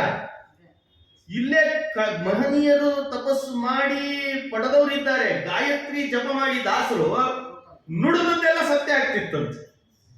ಅರೆ, ಇವನ್ನೆಲ್ಲ ಗೊತ್ತಿತ್ತು, ಉಳಿಸ್ಲಿಕ್ಕೆ ಆಗ್ತಿಲ್ಲ ನಮ್ಮಿಂದ. ಅದಕ್ಕೆ ಅದನ್ನು ಹೇಳಲಿಕ್ಕೇನೆ ದುಷ್ಯಂತನ ಆ ನಿಖರತೆ ಹೇಗಿತ್ತು, ದುಷ್ಯಂತ ಹೇಳಿದ ಮಾತಿನಲ್ಲಿ ನಿಖರತೆ ಹೇಗಿತ್ತು ಅಂತ ಆ ಚಂದ್ರವಂಶದ ರಾಜರಲ್ಲಿ ಇದೊಂದು ಕಥೆ ಬರ್ತದೆ. ಒಂದೊಂದು ಕಥೆಯೂ ರೋಮಾಂಚನ. ಇನ್ನೊಬ್ಬನಿಂದ ಮಹಾರಾಯ ದಿವೋದಾಸ ಅಂತ. ದಿವೋದಾಸ ಚಂದ್ರವಂಶದಲ್ಲಿ ಬಂದವ. ಅವನು ಬಹಳ ಅದ್ಭುತವಾದ ಕಥೆನೆ. ಅವ ರಾಜನಾಗಿದ್ದಾಗ ಕಾಶಿಯಲ್ಲಿ ಒಂದು ಭೂತದ ದೇವಸ್ಥಾನ ಇತ್ತಂತೆ. ಅದು ರುದ್ರದೇವರ ಭೂತಗಣಗಳ ಒಂದು ದೇವಸ್ಥಾನ ಇತ್ತಂತೆ. ಅದನ್ನ ಕೆಡವಿಬಿಟ್ರಂತೆ. ಆವಾಗ ಆ ಭೂತ ಶಾಪ ಕೊಡ್ತಂತೆ, ಇಡೀ ಊರಿಗೂರು ಪಾಳು ಬಿದ್ದು ಹೋಗ್ಲಿ, ಸ್ಮಶಾನ ಆಗಲಿ ಅಂತ ಶಾಪ ಕೊಡ್ತಂತೆ. ಇವತ್ತಿಗೂ ಸ್ಮಶಾನನೇ ಅದು. ಪಾಳೆ ಬಿದ್ದು ಹೋಗ್ಲಿ ಅಂತ ಶಾಪ ಕೊಟ್ಬಿಡ್ತಂತೆ ಭೂತ. ಅದಕ್ಕೆ ಅವಾಗ ದೇವಸ್ಥಾನ ಕೆಡುವಾಗ ಸ್ವಲ್ಪ ನೋಡಿ ಕೆಡಬೇಕು. ಯಾವ ದೇವಸ್ಥಾನಗಳಿವೆ, ಏನಿವೆ, ಶಾಪ ಕೊಟ್ಬಿಟ್ರಂತೆ. ಪಾಳು ಬಿದ್ದು ಹೋಗ್ಲಿ, ಆ ಇಡೀ ಊರಿಗೂ, ಇಡೀ ಕಾಶಿ ಪಾಳು ಬಿದ್ದು ಹೋಯ್ತಂತೆ. ಒಬ್ಬೊಬ್ಬರಿಗಂತೂ ಏನೇನೇನೋ ರೋಗ ಬಂದು ಆ ಊರೇ ಬಿಟ್ಟು ಹೋದ್ರಂತೆ, ಕೆಲವು ಪ್ರಾಣನೇ ಬಿಟ್ರಂತೆ. ಇಡೀ ಕಾಶಿ ಖಾಲಿ ಆಗೋಯ್ತಂತೆ. ನೋಡಿ, ಗಮನಿಸ್ರಿ. ಆಗ ಆಮೇಲೆ ಒಂದು ಸ್ವಲ್ಪ ಪ್ರಸಂಗ ಬಂತಂತೆ. ರುದ್ರದೇವರು ಮಾವನ ಮನೆಯಲ್ಲೇ ವಿವಾಹ ಮಾಡ್ಕೊಂಡಿದ್ರಂತೆ. ಒಂದು ದಿವಸ ತಾಯಿ ಮೇನೆ ಇದ್ದಾಳಲ್ಲ, ಅತ್ತಿ, ಅವಳು ರುದ್ರದೇವರಿಗೆ ಕೇಳಿದ್ಲಂತೆ, 2 ದಿವಸ ನಮ್ಮ ಮನೆಯಾಗ ಇರ್ತೀರಿ, ಏನಾದ್ರು ಸ್ವಲ್ಪ ಹೊರಗಿರ ಹೋಗ್ತಿರೋ ಇಲ್ಲೋ ಅಂದಂತ. ನೋಡಿ ಹೇಗಿದೆ. ಅತ್ತೆಂದ್ರು ಒಂದೊಂದ್ಸಲ ಸುಮ್ಮನೆ ಇರ್ತಾರೆ, ಕೇಳಿದ್ರೆ ಹಂಗ ಗುಂಡು ಹಾರಿಸ್ದಂಗೆ ಹಾರಿಸ್ತಾರ. ಹಾರಿಸೇ ಬಿಡ್ಲಿಕ್ಕೆ ಮೇನೆ. ಅಲ್ಲಿ ಎಷ್ಟು ದಿವಸ ಅಂತ ಇರ್ತೀರಿ, ಬೇರೆ ಯಾವ್ದು ಊರಿಗೆ ಆರಿಸ್ಕೊಳ್ಬಾರ್ದ ಅಂತ ಇಷ್ಟು ಅಂದಂತು ರುದ್ರದೇವರಿಗೆ. ಚಚ್ಚ ಕಾಲದಲ್ಲೇ ಪಾರ್ವತಿಯನ್ನು ಕರ್ಕೊಂಡು ಕಾಶಿಗೆ ಹೋದ್ರು. ನೋಡ್ರಿ, ಕಾಶಿಗೆ ಪಾರ್ವತಿ ಕರ್ಕೊಂಡು ಹೋಗ್ಬಿಟ್ಟಂತೆ. ಅಲ್ಲಿ ನೋಡಿದ್ರೆ ಸ್ಮಶಾನ ಆಗೋಗಿದೆ ಕಾಶಿ. ಯಾರ್ಯಾರು ಖಾಲಿ ಹೊಡಿತಿದೆ. ಎಲ್ಲರೂ ಬಿಟ್ಟು ಓಡಿ ಹೋಗ್ತಿದಾರ ಆ ಕಾಶಿನ. ರುದ್ರದೇವರು ಪಾರ್ವತಿನ ಕರ್ಕೊಂಡು ಅಲ್ಲಿ ಹೋದ್ರು. ಪಾರ್ವತಿ ಅನ್ನಂತ ನಮ್ಮ ಅಮ್ಮ ಹೇಳ್ಯಾಳ ಅಂತೇಳಿ, ಸರಿ ನೀವು ಕರ್ಕೊಂಡು ಬಂದ್ರಿ, ಒಪ್ಕೊಂಡೆ. ಹಾಳು ಬಿದ್ದು ಊರಿಗೆ ಕರ್ಕೊಂಡು ಬಂದಿರಲ್ಲ ಅಂದಂತ. ನೋಡಿ ಹೇಗೆ ಯಾರಾದ್ರೂ ಹೇಳ್ತಿದ್ರೆ ಹಾಳು ಬಿದ್ದು ಊರಿಗೆ ಕರ್ಕೊಂಡು ಹೋಗ್ತಾರೆ. ಹಾಳು ಕಾಡಿದ್ರೆ ಹಂಗೂ ಆಗ್ತವ, ಕಾಡಿಬಿಟ್ರೆ ಹಾಳು ಬಿದ್ದು ಊರಿಗೆ ಕರ್ಕೊಂಡು ಬಂದಿರಲ್ಲ. ಏನ್ರಿ ಇದು ರುದ್ರದೇವರೇ? ಪಾರ್ವತಿ ಕೇಳಿದ್ಲಂತ, ಏನ್ರಿ ಇದು ಅಂತ ಕೇಳಿದ್ಲಂತ. ಆವಾಗ ರುದ್ರದೇವರು ಹೇಳಿದ್ರು, ಏನ್ ಮಾತಾಡ್ತಿದ್ದಿ, ಪಾಳ ಬಿದ್ದೂರಲ್ಲ ಇದು, ಬಿಂದು ಮಾಧವನ ಪರಮಾತ್ಮನ ಸನ್ನಿಧಾನ ಇದೆ ಇಲ್ಲಿ, ಅದಕ್ಕೆ ಬಂದೀನಿ ಇಲ್ಲಿ ಅನ್ನಂತ. ನೋಡ್ರಿ ಹೇಗೆ, ಬಿಂದು ಮಾಧವನ ಸನ್ನಿಧಾನ ಇದೆ ಈ ಊರಿನಲ್ಲಿ, ಅದಕ್ಕೋಸ್ಕರ ಬಂದಿದ್ದೀನಿ ಇಲ್ಲಿ ಅಂತಂದಂತ. ಸುಮ್ಮನೆ ಬಂದಿದ್ದಲ್ಲ, ಅಲ್ಲಿ ಹೇಳುವಾಗ ಒಬ್ಬರು ಈ ಕವಿ ಒಂದು ಮಾತು ಆಡ್ಬಿಡ್ತಾನೆ, ಪಾಯಂ ಪಾಯಂ. ರುದ್ರದೇವರು ಜಟಾಧಾರಿಯಾಗಿ ಆ ಇಡೀ ಊರು ಸುತ್ತಾರಂತೆ, ಸುತ್ತಾ ಇರ್ತಾರಂತೆ. ಅಲ್ಲಿ ಹೇಳುವ ಮಾತೆ ಹಾಗೆ. ಅದಕ್ಕೆ ಯಾರ್ಯಾರು ಅಲ್ಲಿ ಮರಣ ಹೊಂದುತ್ತಾರಲ್ಲ, ಅವರ ಕಿವಿಗೆ ಹೋಗಿ ರಾಮದ ನಾಮಸ್ಮರಣೆ ಮಾಡ್ತಾರಂತೆ. ರುದ್ರದೇವರು ಜಟಾಧಾರಿಗಳಾಗಿ ಅಲ್ಲೆಲ್ಲಿ ಅಟನ ಅಂದ್ರೆ ಸುತ್ತುತ್ತಾ ಇರ್ತಾರಂತೆ. ಬಿಂದು ಮಾಧವನ ಕ್ಷೇತ್ರ, ಆಗಿ ಪಾರ್ವತಿ ತಾಯಿ ಹೇಳ್ತಿದ್ದಾರೆ, ಬಿಂದು ಮಾಧವನ ಕ್ಷೇತ್ರ ಸುತ್ತಿ ಸುತ್ತಿ ಸುತ್ತಿ ಸುತ್ತಿ ಆ ಇಡೀ ಊರನ್ನೇ ಇವತ್ತು ನೋಡಿದ್ರೆ ಹೇಗಿದೆ ಊರು. ಇವತ್ತು ಕಾರಿಡಾರ್ ನೋಡೋದೇ ಆಶ್ಚರ್ಯ ಅನಿಸ್ತದೆ. ಈಗ ಈ ಊರು ಬಿಡ್ರಿ, ಕಾರಿಡಾರ್ ನೋಡ್ರಿ ಹೇಗಿದೆ. ಅಲ್ಲಿ ಯಾಕೆ ಅಂದ್ರೆ ರುದ್ರದೇವರು ಅಡ್ಡಾಡಿರ್ತಾರೆ ಅಂತ. ರುದ್ರದೇವರು ಅಟನ ಮಾಡ್ತಿದ್ದಾರೆ, ನಡೀತಾ ಅಲ್ಲಿ ಇಲ್ಲಿ ಜಟಾಧಾರಿಗಳಾಗಿ ಯಾರ್ಯಾರ ಪ್ರಾಣ ಹೋಗ್ತದಲ್ಲ ಅವರ ಕಿವಿಯಲ್ಲಿ ರಾಮನಾಮದ ಸ್ಮರಣೆ ಮಾಡ್ತಿದಾರಂತೆ. ಅದಕ್ಕೆ ಒಂದು ವಾಕ್ಯ ಇದೆ, ಕಾಶಿ ಮರಣಾನ್ ಮುಕ್ತಿ. ಕಾಶಿಯಲ್ಲಿ ಮರಣ ಆದ್ರೆ ಮುಕ್ತಿ ಹೊಂತಾನೆ. ನೋಡ್ರಿ ಎಂಥ ಮಾತು. ಹೀಗೆ ಅದು ಆ ರಾಜನ ಕಥೆ, ಯಾರು ದಿವೋದಾಸನ ಕಥೆ ಹೇಳುವಾಗಿ ಮಾತಾಡ್ತಾರೆ. ಆಮೇಲೆ ಅದೇ ವಂಶದಲ್ಲಿ ಮತ್ತೊಬ್ಬ ರಾಜ ಬಂದು ಅದನ್ನ ಚೆನ್ನಾಗಿ ಆಳ್ತಾನೆ ಅಂತ ಮುಂದೆ ಚಂದ್ರವಂಶದ ಕಥೆಯನ್ನ ನಿರೂಪಿಸ್ತಾರೆ. ಇದೇ ವಂಶದಲ್ಲಿ ಮುಂದೆ ಪರಶುರಾಮ ಅವತಾರ ಆಗ್ತದೆ. ಚಂದ್ರವಂಶದಲ್ಲಿ ಪರಶುರಾಮ ದೇವರು ಅವತಾರ ಮಾಡಿದ ಸಂದೇಶ ಏನ್ ತೋರಿಸ್ತಾರೆ. ಒಬ್ಬ ರಾಜ ಇದ್ನಂತ, ಕಾರ್ತ್ಯವೀರ್ಯಾರ್ಜುನ ಅವನು ಇದೇ ವಂಶದಲ್ಲೇ ಬರಬೇಕು. ಕಾರ್ತ್ಯವೀರ್ಯಾರ್ಜುನ ಅವನು ಸಾಮಾನ್ಯನಲ್ಲ. ಕಾರ್ತ್ಯವೀರ್ಯಾರ್ಜುನ ಅಂತ ಹೇಳಿದ್ರೆ ಅವನ ಬಲ ಎಂತದ್ದು ಅಂತ ಒಂದ್ಸಲ ಸುಮ್ಮನೆ ನಿರೂಪಿಸ್ತಾರೆ. ಭಾರಿ ಬಲಿಷ್ಠ ಅಂತ ಅವನು. ನದಿನೇ ತಡಿತಿದ್ನಂತ ನೋಡ್ರಿ, ನದಿಗಳನ್ನೇ ತಡಿತಿದ್ನಂತಿ. ಯಾರ್ಯಾರ ಬಲ ಹೇಗಿರ್ತದೆ ಅಂತ ಗೊತ್ತಾಗಲ್ಲ. ಈ ರಾವಣ ನಾನೇ ಮಹಾಬಲಿಷ್ಠ ಅಂತ ಇರ್ತಾನಲ್ಲ, ಇವನು ಸಣ್ಣ ಕಥೆ ಹೇಳಿ ಬಲದಲ್ಲಿ ಸಾಮರ್ಥ್ಯ ಅಂತ ತೋರಿಸ್ತಿರ್ತಾರೆ. ಮಹಾಬಲಿಷ್ಠ ನಾನು. ವಾಲಿ ಅವನು 100% ಬಲಿಷ್ಠನಿದ್ದಂತ. ವಾಲಿ ರಾವಣ ಯಾವಾಗ ವರ ಪಡೆದ, ನನಗಿಂತ ಬಲಿಷ್ಠರಾದವರೇ ಇಲ್ಲ ಜಗತ್ತಿನಲ್ಲಿ, ಯಾರ ಇದ್ದಾರೆ ಅಂತ ಹೆಸರು ಕೇಳಿದ್ರೆ ಸಾಕು ಅವ್ರ ಜೊತೆ ಯುದ್ಧಕ್ಕೆ ಹೋಗ್ತಿದ್ದಂತೆ. ಹೋಗೋದು, ಯುದ್ಧ ಮಾಡೋದು, ಬರೋದು. ಗೆದ್ದು ಬಂದಿಲ್ಲ. ಪ್ರತಿ ಸಲ ಸೋತ್ ಬಂದದ್ದು ಇಷ್ಟ ಜಾಸ್ತಿ ಅದ ರಾವಣ. ಆದ್ರೂ ಗೆದ್ದೀನಿ ಅಂತ ಹೇಳ್ಬೋತಿದ್ದ. ಒಂದ್ಸಲ ವಾಲಿ ಭಾರಿ ಬಲಿಷ್ಠ ಅಂದ್ರಂತೆ. ಯಾರು ಬಲಿಷ್ಠ ಅಂತ ಅವನ ಜೊತೆ ಯುದ್ಧಕ್ಕೆ ಹೋಗ್ತೀನಿ. ಯಾರು ಬಲಿಷ್ಠ ಅಂದ್ರೆ ಅಲ್ಲಿ ಹೋಗೋದು ಯುದ್ಧಕ್ಕೆ. ವಾಲಿ ಹೆಂಗಿತ್ತಂದ್ರೆ ಬೆಳಗ್ಗೆ ಮಧ್ಯಾಹ್ನ ಸಾಯಂಕಾಲ 3 ಟೈಮ್ ಸಂಧ್ಯಾನ ಮಾಡ್ಬೇಕಲ್ಲ. ಬೆಳಗ್ಗೆ ಒಂದು ಸಮುದ್ರ, ಸಾಯಂಕಾಲ ಮಧ್ಯಾಹ್ನ ಒಂದು ಸಮುದ್ರ, ಸಾಯಂಕಾಲ ಒಂದು ಸಮುದ್ರಕ್ಕೆ ಹೋಗಿ ಸಂಧ್ಯಾನ ಮಾಡ್ತಿತ್ತು ಅಂತ. ಎಂಥ ಸಂಧ್ಯಾ ಒಂದು.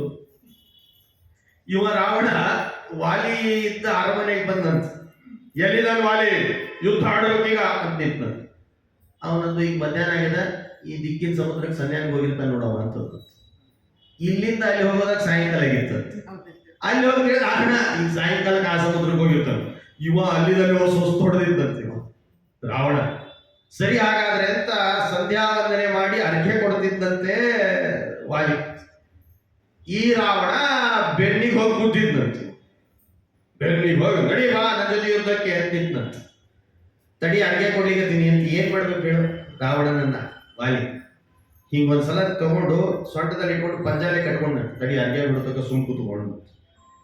ಅಂದ್ರೆ ವಾಲಿ ರಾವಣನನ್ನ ಸೊಂಟಕ್ಕೆ ಕಟ್ಕೊಂಡು ಅರ್ಘ್ಯ ಬಿಟ್ಟು ಆಮೇಲೆ ಮನೆಗೆ ಬಂದೊಂದು ಸುಮ್ಮನೆ ಒಂದು ಕೊಕ್ಕಿ ದೃಷ್ಟಿ ಬಟ್ಟೆ ಹಾಕ್ತಿರ್ತಲ್ಲ, ಹಂಗೆ ಕೊಕ್ಕಿ ಹಾಕಿ ಕುಡಿಸಿದ್ನಂತ ರಾವಣನ. ಅಂದ್ರೆ ವಾಲಿ ಬಲ ಹೇಗಿತ್ತು ಅಂತ ಆಲೋಚನೆ ಮಾಡಿ. ಈ ಕಾರ್ತ್ಯವೀರ್ಯಾರ್ಜುನನ ಬಲನು ಹಾಗೆ ಇತ್ತು. ಭಾರಿ ಬಲಿಷ್ಠ ಕಾರ್ತ್ಯವೀರ್ಯಾರ್ಜುನ. ಆದ್ರೆ ಸ್ವಭಾವ ದುಷ್ಟ. ಏನ್ ನಡೀತು ಅಂತಂದ್ರೆ, ಜಮದಗ್ನಿಗಳು ಅಂತ ಒಬ್ಬ ಋಷಿಗಳು, ಅವ್ರ ಹತ್ರ ಒಂದು ಕಾಮಧೇನು ಇತ್ತಂತ. ಆ ಕಾಮಧೇನು ಪ್ರತಿನಿತ್ಯ ಯಾಗಕ್ಕೆ ಬೇಕಾಗಿರುವ ಪದಾರ್ಥಗಳನ್ನು ಮಾತ್ರ ಚೆನ್ನಾಗಿ ಕೊಡ್ತಿತ್ತಂತ. ಬಯಸಿದ್ದನ್ನು ಕೊಡ್ತಿತ್ತು, ಆದ್ರೆ ಋಷಿಗಳು ಕಂಡದನ್ನು ಬಯಸ್ತಿದ್ದಿಲ್ಲ. ನೋಡಿದ್ರ ಹೇಗಿದೆ ಅದೇನಂತಾರಲ್ಲ, ಹಲ್ಲಿದ್ದವ್ರಿಗೆ ಕಡ್ಲಿಲ್ಲ. ಅವ್ರು ಬಯಸಿದ್ದನ್ನು ಕೊಡೋ ಹಸು ಮನೆಯಾಗದ. ಅವ್ರಿಗೆ ಒಂದು ದಿವಸ 2-3 ಕಿಲೋ ಬಂಗಾರ ಕೊಡೋದು ಕೇಳಿಲ್ಲ. ನಾವಾಗಿ ಬಿಟ್ಟಿದ್ರೆ ಬಂಗಾರ ಕೊಡು, ಬೆಳ್ಳಿ ಕೊಡು, ವಜ್ರ ಕೊಡು, ಮನಿ ಕೊಡು, ಹೊಸಾದ್ ಕೊಡು, ಅದು ಕೊಡು, ಇದು ಕೊಡು. ಯಾರೋ ಒಬ್ರು ಕಥೆ ಹೇಳ್ತಾರೆ, ಹನುಮಂತ ದೇವ್ರ ಮುಖ ಯಾವಾಗ್ಲೂ ಹಿಂಗ್ಯಾಕದ್ರಿ ಅಂತ ಕೇಳಿದ್ರು ಅಂತ ಯಾರೋ. ಹನುಮಂತನ ಉತ್ತರ ಕೊಟ್ಟಂತ, ಈ ವರ ಕೇಳೋರು ನೋಡ್ ಸಾಕಾಗಿ ಒಳ್ಳಿನಿ, ಒಳ್ಳೋದ ಬೇಡ ಅಂತ, ಅದಕ್ಕೆ ಹಿಂಗ್ ಒಳ್ಳಿದ್. ಹಂಗೆ ಕೇಳೋದು ಮಿತಿ ಅದೋ ಇಲ್ವಾ? ಮುಖನೇ ನೋಡಲ್ದವ್ರ ಕೊಡ್ತಾರಂತವ್ರು. ಯಾಕಂದ್ರೆ ಅಷ್ಟು ಸಲ ಕೇಳಿರ್ತಾರೆ, ಅದಕ್ಕೆ ಹಿಂಗ್ ಒಳ್ಳದವ್ರು ಒಳ್ಳೆ ಇಲ್ಲ ಅಂತ ಕಥೆ ಹೇಳ್ತಿರ್ತಾರೆ. ಹಂಗ ಮನುಷ್ಯ ಆಸೆಗೆ ಬಿದ್ದ ಮುಗಿಯೋದೇ ಇಲ್ಲ ಅವನು. ಕಾರ್ತ್ಯವೀರ್ಯಾರ್ಜುನ ಜಮದಗ್ನಿಗಳ ಹತ್ರ ಇದ್ದ ಕಾಮಧೇನು ಹಸು ಬಯಸಿದ್ದನ್ನು ಕೊಡಿಸ್ತದೆ ಅಂತ ಕೇಳಿದ ಕೂಡ್ಲೇನೆ ಎಳ್ಕೊಂಡು ಬಂದಂತ. ಮೊದಲು ಕೇಳಿದಾಗ ಕೊಡ್ರಿ ಅಂತ, ಕೊಡ್ಲಿಲ್ಲ ಅಂತವ್ರು. ಅಲ್ವೋ, ನನಗೆ ಯಾಗಕ್ಕೆ ಬೇಕಾಗಿರುವ ಪದಾರ್ಥಗಳು ಕೊಡ್ತದ ಹಸು. ತುಪ್ಪ, ಹಾಲು, ಮೊಸರು, ಏನ್ ಕೇಳ್ತೇವೆ ಅದು ಪಾಪ ಕೊಡ್ತದೆ. ಶುದ್ಧ ಹಾಲಿನಿಂದ ಯಾಗ ಮಾಡಬೇಕು, ಆದ್ರಿಂದ ಯಾಗಕ್ಕೆ ಬೇಕಾಗ್ತದ ಹಸು, ನಿನಗೆ ಕೊಡಲ್ಲ ಅಂತ ಒಂದು ಮಾತಾಡಿದ್ರಂತೆ ಪಾಪ ಋಷಿಗಳು. ಅಷ್ಟು ಹೇಳಿದ್ರು ಕೇಳದೇ ಇರುವ ಕಾರ್ತ್ಯವೀರ್ಯಾರ್ಜುನ ಬಲಾತ್ಕಾರದಿಂದ ಸೆಳೆದು ಆ ಕಾಮಧೇನುವನ್ನ ತಗೊಂಡು ಹೋದ. ಯಾರಿಗೆ ಹೇಳಬೇಕು? ಜಮದಗ್ನಿಗಳು ಪರಶುರಾಮ ದೇವರಿಗೆ ಹೇಳಿದಂತೆ, ನೋಡಪ್ಪ ದೇವರೇ, ಹೀಗೆ ನನ್ನ ಪ್ರಸಂಗ ನಡೆದದ, ನಮಗೆ ಯಾಗಕ್ಕೆ ಬೇಕಾಗಿರೋ ಪದಾರ್ಥಗಳು ಸಿಗ್ತಾ ಇಲ್ಲ, ಕಾರ್ತ್ಯವೀರ್ಯಾರ್ಜುನ ತಗೊಂಡು ಹೋಗ್ಯಾನ ಅಂತ ಇಷ್ಟು ಹೇಳಿಬಿಟ್ರು. ತತ್ಕಾಲದಲ್ಲೇ ಹೋಗಿ ಆ ಕಾರ್ತ್ಯವೀರ್ಯಾರ್ಜುನನನ್ನು ಸಂಹರಿಸಿ ಆ ಹಸುವನ್ನು ತಂದು ಜಮದಗ್ನಿಗಳಿಗೆ ಕೊಟ್ಟಂತೆ. ಪಾಪ ಅವರು ಮತ್ತೆ ಯಾಗ ಮಾಡ್ಕೊಂಡಿದ್ರು. ಕಾರ್ತ್ಯವೀರ್ಯಾರ್ಜುನನ ಮಕ್ಕಳು ಸುಮ್ ಕೊಡ್ಬೇಕು ಬೇಡ, ಅವರು ಒಂದು ಸೋಗಿ ಅದನ್ನು ಸೆಳ್ಕೊಂಡು ಬಂದಂತೆ, ನಡಿ ನಮ್ಮ ಮನೆಯಲ್ಲಿ ಇರಲಿ ಅಂತ. ಆವಾಗ ಭಾರ್ಗವರಾಮನಾಗಿ ಕೈಯಲ್ಲಿ ಕೊಡ್ಲಿ ಹಿಡಿದ್ರಂತೆ. ನೋಡಿ, ಬ್ರಾಹ್ಮಣ ವಂಶದಲ್ಲಿ ಅವತಾರ ಮಾಡಿ ಕೈಯಲ್ಲಿ ಸುರುಕು ಸುರುವ ದರ್ಬೆ ಹಿಡಿಬೇಕು. ಬ್ರಾಹ್ಮಣನಾದ ಪರಮಾತ್ಮನ ಅವತಾರ ಭಾರ್ಗವರಾಮ ಕೈಯಲ್ಲಿ ಕೊಡ್ಲಿ ಹಿಡಿದ್ರಂತೆ. 21 ಬಾರಿ ದುಷ್ಟ ಕ್ಷತ್ರಿಯ ರಾಜರ ಶಿರಚ್ಛೇದನ ಮಾಡಿ ಇಡೀ ಯಾರ್ಯಾರು ದುಷ್ಟರು ಅಂತಿದ್ರು ಎಲ್ಲರನ್ನು ಸಂಹಾರ ಮಾಡಿ ಬ್ರಾಹ್ಮಣ ರಕ್ಷಣೆ ಮಾಡಿಬಿಟ್ರು. ನೋಡಿದ್ರೆ ಹೇಗೆ ನಾವಿವತ್ತು ಯಾಕೆ ಕ್ಷೀಣರಾಗಿದ್ದೀವಿ ಅಂದ್ರೆ ನಮ್ಮನ್ನು ರಕ್ಷಣೆ ಮಾಡಿದ ಪರಮಾತ್ಮನ ರೂಪದ ಚಿಂತನೆನೇ ಮಾಡಲ್ಲ. ನೋಡಿದ್ರೆ ಎಷ್ಟು ಸಂಬಂಧ ಇದೆ ಎಲ್ಲದಕ್ಕೂ, ಎಷ್ಟು ಲಿಂಕ್ ಇದೆ. ನಮ್ಮನ್ನು ರಕ್ಷಣೆ ಮಾಡ್ಲಿಕ್ಕೆ ಪರಮಾತ್ಮ ಒಂದು ರೂಪ ತಾಳಿ ಅವತರಿಸಿದಂತೆ, ಅದು ಭಾರ್ಗವ ರಾಮ. ನೋಡಿ, ಸುಮ್ಮನೆ ಕೂಡಬೇಕು ಅವಾಗ ಒಂದು ಸಲ ಸುಮ್ಮನೆ ಭಾರ್ಗವ ನಮ್ಮ ಸಂತತಿಯನ್ನು ಉಳಿಸು ಅಂತ ಒಂದು ದಿವಸ ಯಾರೇ ಅಂದಿದ್ರು, ನಾವು ಅಂದಿರ್ತೀವಿ ಆಚಾರ ನಿಮ್ಗೆ ಸುಮ್ ಕೂಡ್ರಿ ಅನ್ಬೇಡ್ರಿ, ಯಾರಿಗೂ ನೆನಪಲ್ಲ. ಯಾಕಂದ್ರೆ ನಾವು ಪುರಾಣ ಕೇಳಿವ ಆಚಾರ, ಪುರಾಣ ಯಾಕೆ ಕೇಳ್ತಾರೆ? ಕೇಳಿದ್ಮೇಲೆ ಬಿಡ್ಲಿಕ್ಕೆ, ಪುರಾಣ ಕೇಳಿದ್ಮೇಲೆ ಇಟ್ಕೊಳ್ಳಿಕ್ಕಿರಬೇಕು. ನಮ್ಮ ಸಂತತಿ ಎಷ್ಟೆಷ್ಟು ದೊಡ್ಡ ಸಂತತಿಯನ್ನ ನಾವು ಕಳ್ಕೊಳ್ತಿದ್ದೇವೆ. ನೋಡಿದ್ರ ನಮ್ಮನ್ನ ಹೆಂಗ ಜನ ನೋಡ್ತಾರೆ ಅಂದ್ರೆ, ಸಣ್ಣದಾದ ಒಂದು ಕುಟುಂಬ ಗೊತ್ತಿರ್ತಾರೆ, ನಮ್ಮನ್ನ ಕೋಟಿಗಿಲ್ಲ, ಯಾವ ಲೆಕ್ಕಕ್ಕೂ ಇಲ್ಲ, ನಮ್ಮ ಲೆಕ್ಕನೇ ಇಲ್ಲ ಜಗತ್ತಿನಾಗ. ಆದ್ರೆ ನಮ್ಮ ಹೆಸರು ಮಾತ್ರ ಹೆಸರದ. ಎಲ್ಲಾರು ನಮ್ ಬೈದ್ರೆ ಊಟ ಮಾಡ್ತಾರೆ, ಇಲ್ಲ ಊಟನೇ ಹೋಗಲ್ಲ ಅವ್ರಿಗೆ. ನಮ್ಮನ್ನು ಬೈದ್ರೆ ಊಟ ಅವ್ರಿಗೆ, ನಮ್ಮನ್ನು ಯಾವತ್ತು ಬೈಯಲ್ಲ ಅವ್ರಿಗೆ ಮತ್ತೆ ಇನ್ನೊಂದು ಹೋಗ್ಬೇಕಾಗ್ತದೆ, ಯಾಕಂದ್ರೆ ಎಸಿಡಿಟಿ ಆಗಿ ಹೋಗ್ಬಿಡ್ತದೆ. ನಮ್ಮನ್ನು ಬೈಬೇಕು. ರಕ್ಷಣೆಗಾಗಿ ಪರಶುರಾಮ ದೇವರೇ ಭಾರ್ಗವರಾಮನಾಗಿ ಕೈಯಲ್ಲಿ ಕೊಡ್ಲಿ ಹಿಡ್ಕೊಂಡು 21 ಬಾರಿ ಭೂಮಂಡಲ ಸುತ್ತಿ ದುಷ್ಟರನ್ನ ಸಂಹರಿಸಿ ಬ್ರಾಹ್ಮಣ ರಕ್ಷಣೆ ಮಾಡಿಬಿಟ್ರು. ಎಂಥ ಅವತಾರ ಇದೆ ನೋಡ್ರಿ ಪರಮಾತ್ಮನ. ಹಾಗಾದ್ರೆ ಇವತ್ತಿನಿಂದ ಬೆಳಗ್ಗಿಂದ ರಾತ್ರಿ ಕಾಲದ 1 ಬಾರಿ ಆದ್ರೂ ನೀವೇನ್ ಮಾಡ್ಬೇಕು? ಏನನ್ಬೇಕು? ಭಾರ್ಗವ ರಾಮ, ಪರಶುರಾಮ, ಈ ಇಬ್ರು ಪರಮಾತ್ಮನ ರೂಪದ ಚಿಂತನೆಯನ್ನ ಮಾಡಲೇಬೇಕು. ಆಮೇಲೆ ಅದೇ ವಂಶದಲ್ಲೇನೆ ಮುಂದೆ ಸರಸ್ವತಿ ನದಿ ತೀರದಲ್ಲಿ ವೇದವ್ಯಾಸ ಅವತಾರ ನಡೀತದೆ. ವೇದವ್ಯಾಸ ದೇವರು ಅವತಾರ ಮಾಡಿದ್ದು ಜ್ಞಾನವನ್ನ ಹುಟ್ಟಿಸ್ಲಿಕ್ಕಂತ. ಪ್ರತಿಯೊಬ್ಬರಲ್ಲಿಯೂ ಪ್ರಾಣಿ ಪಕ್ಷಿಷು ಸಂಸ್ಥಾಪ್ಯ ಭಗವಾನ್ ಕ್ರೀಡತೆ ಪುರುಷೋತ್ತಮ.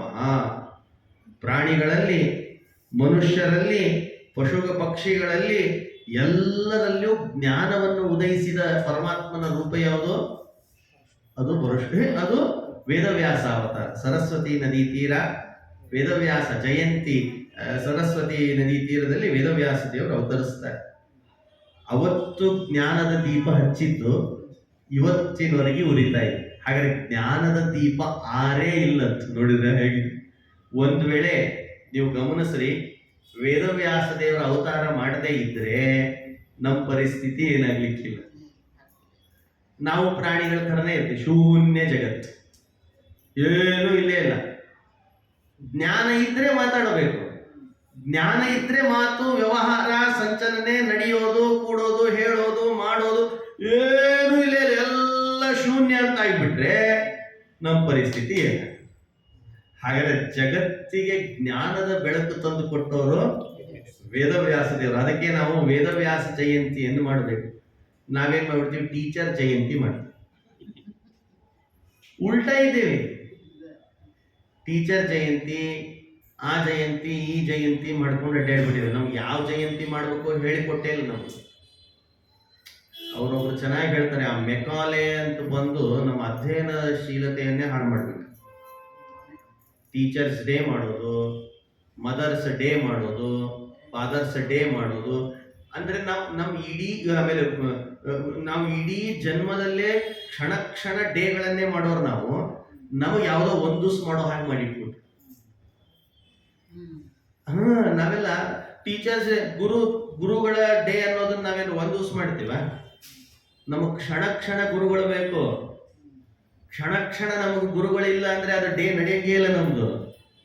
ಅದು ಯಾವುದೋ ಮಹಿಳಾ ಮಂಡಳಿ ಹಾಡಾಡ್ತಿರ್ತಾರೆ ಅವಾಗ ಉರಗ ವೃಶ್ಚಿಕ ವ್ಯಾಘ್ರ ಅರಸು ಜೋರಾಗ್ನಿ ಪವಿಗಳ ಮೊದಲಾದ ಭಯಗಳಿಂದ ಅಲ್ವಾ, ಗುರು ಸ್ವಾಮಿ ವರದ ಗೋಪಾಲ ವಿಠಲ ನಿನ್ನ ಅಲ್ವಾ. ಗುರುಗಳಿಲ್ಲ ಅಂದ್ರೆ ನಮ್ ಡೇನೇ ನಡೆಯಲ್ಲ.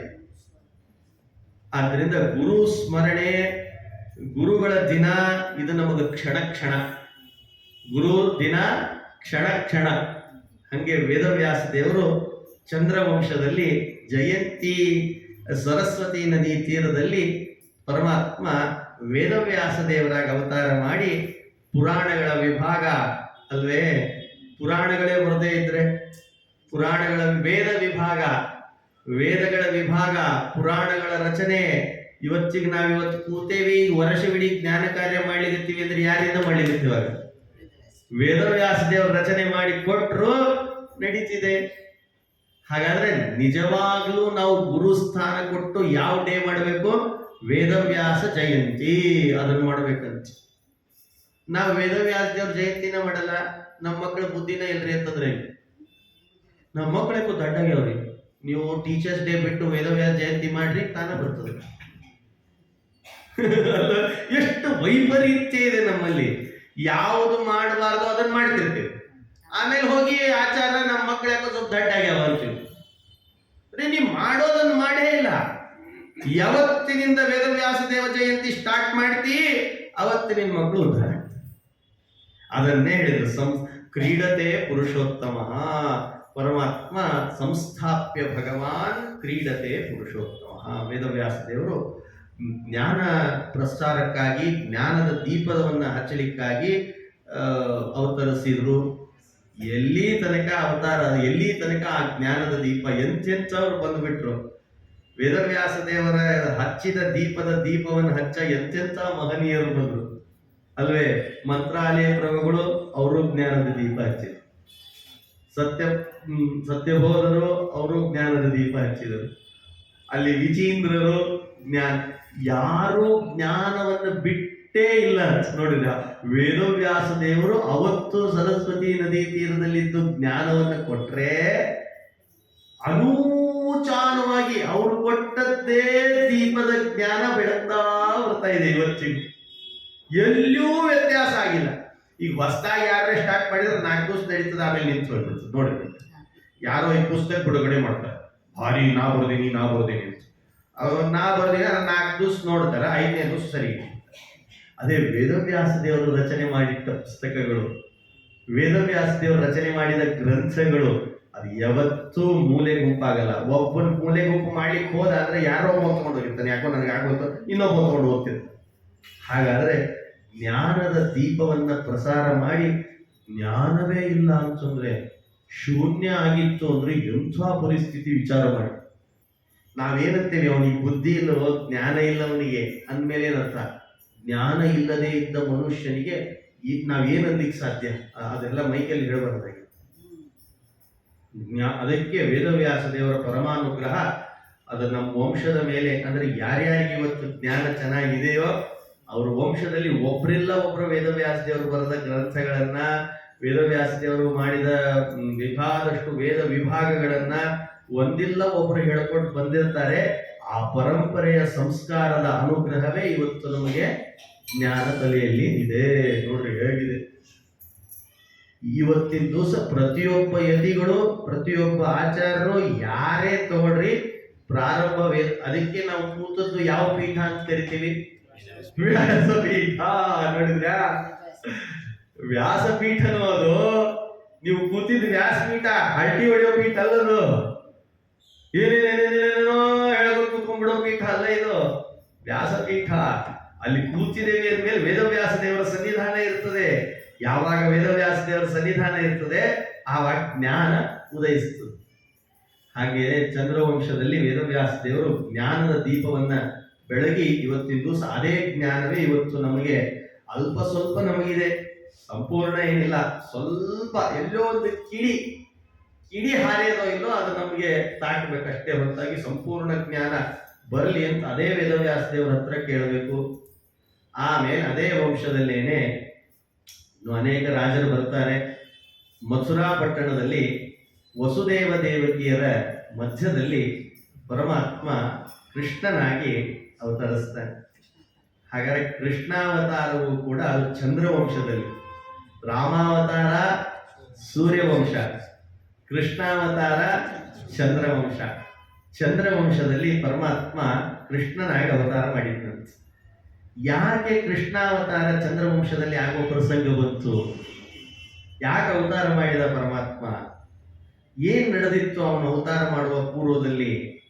ಯಾರ್ಯಾರು ರಾಮಾವತಾರದಲ್ಲಿ ರಾಮನ ಕೈಯಿಂದ ಸತ್ರೋ ದೊಡ್ಡ ದೊಡ್ಡ ರಾಕ್ಷಸರು, ಅವರೆಲ್ಲ ಕೃಷ್ಣಾವತಾರದ ಪೂರ್ವದಲ್ಲೇ ಬಂದು ರೆಡಿಯಾಗಿ ನಿಂತಿದ್ರು. ನೋಡಿ, ಒಂದೊಂದು ಊರುಗಳನ್ನ ಒಂದೊಂದು ರಾಜರ ಸಾಮಂತ ರಾಜರಾಗಿ ಕೂತ್ಕೊಂಡಿದ್ರು.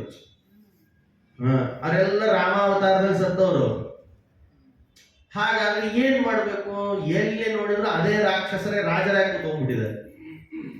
ಯಾವಾಗಲೂ ರಾಕ್ಷಸರು ರಾಜರಾಗಿಬಿಟ್ರೆ ಪ್ರಜೆಗಳೆಲ್ಲ ರಾಕ್ಷಸರೇ ಆಗಿರ್ತಾರೆ. ಯಥಾ ರಾಜ ತಥಾ ಪ್ರಜಾ. ರಾಜ ಸಿಂಹಾಸನದಲ್ಲಿ ಕೂತ್ಕೊಂಡು ನಿದ್ದೆ ಮಾಡಿದ್ರೆ ಎದುರಿಗಿನ ಕೂತ್ಕೊಂಡ ಸೀಟ್ ಮೇಲೆ ಕೂತವರೆಲ್ಲ ನಿದ್ದೆ ಮಾಡ್ತಾರೆ ಅಲ್ಲ.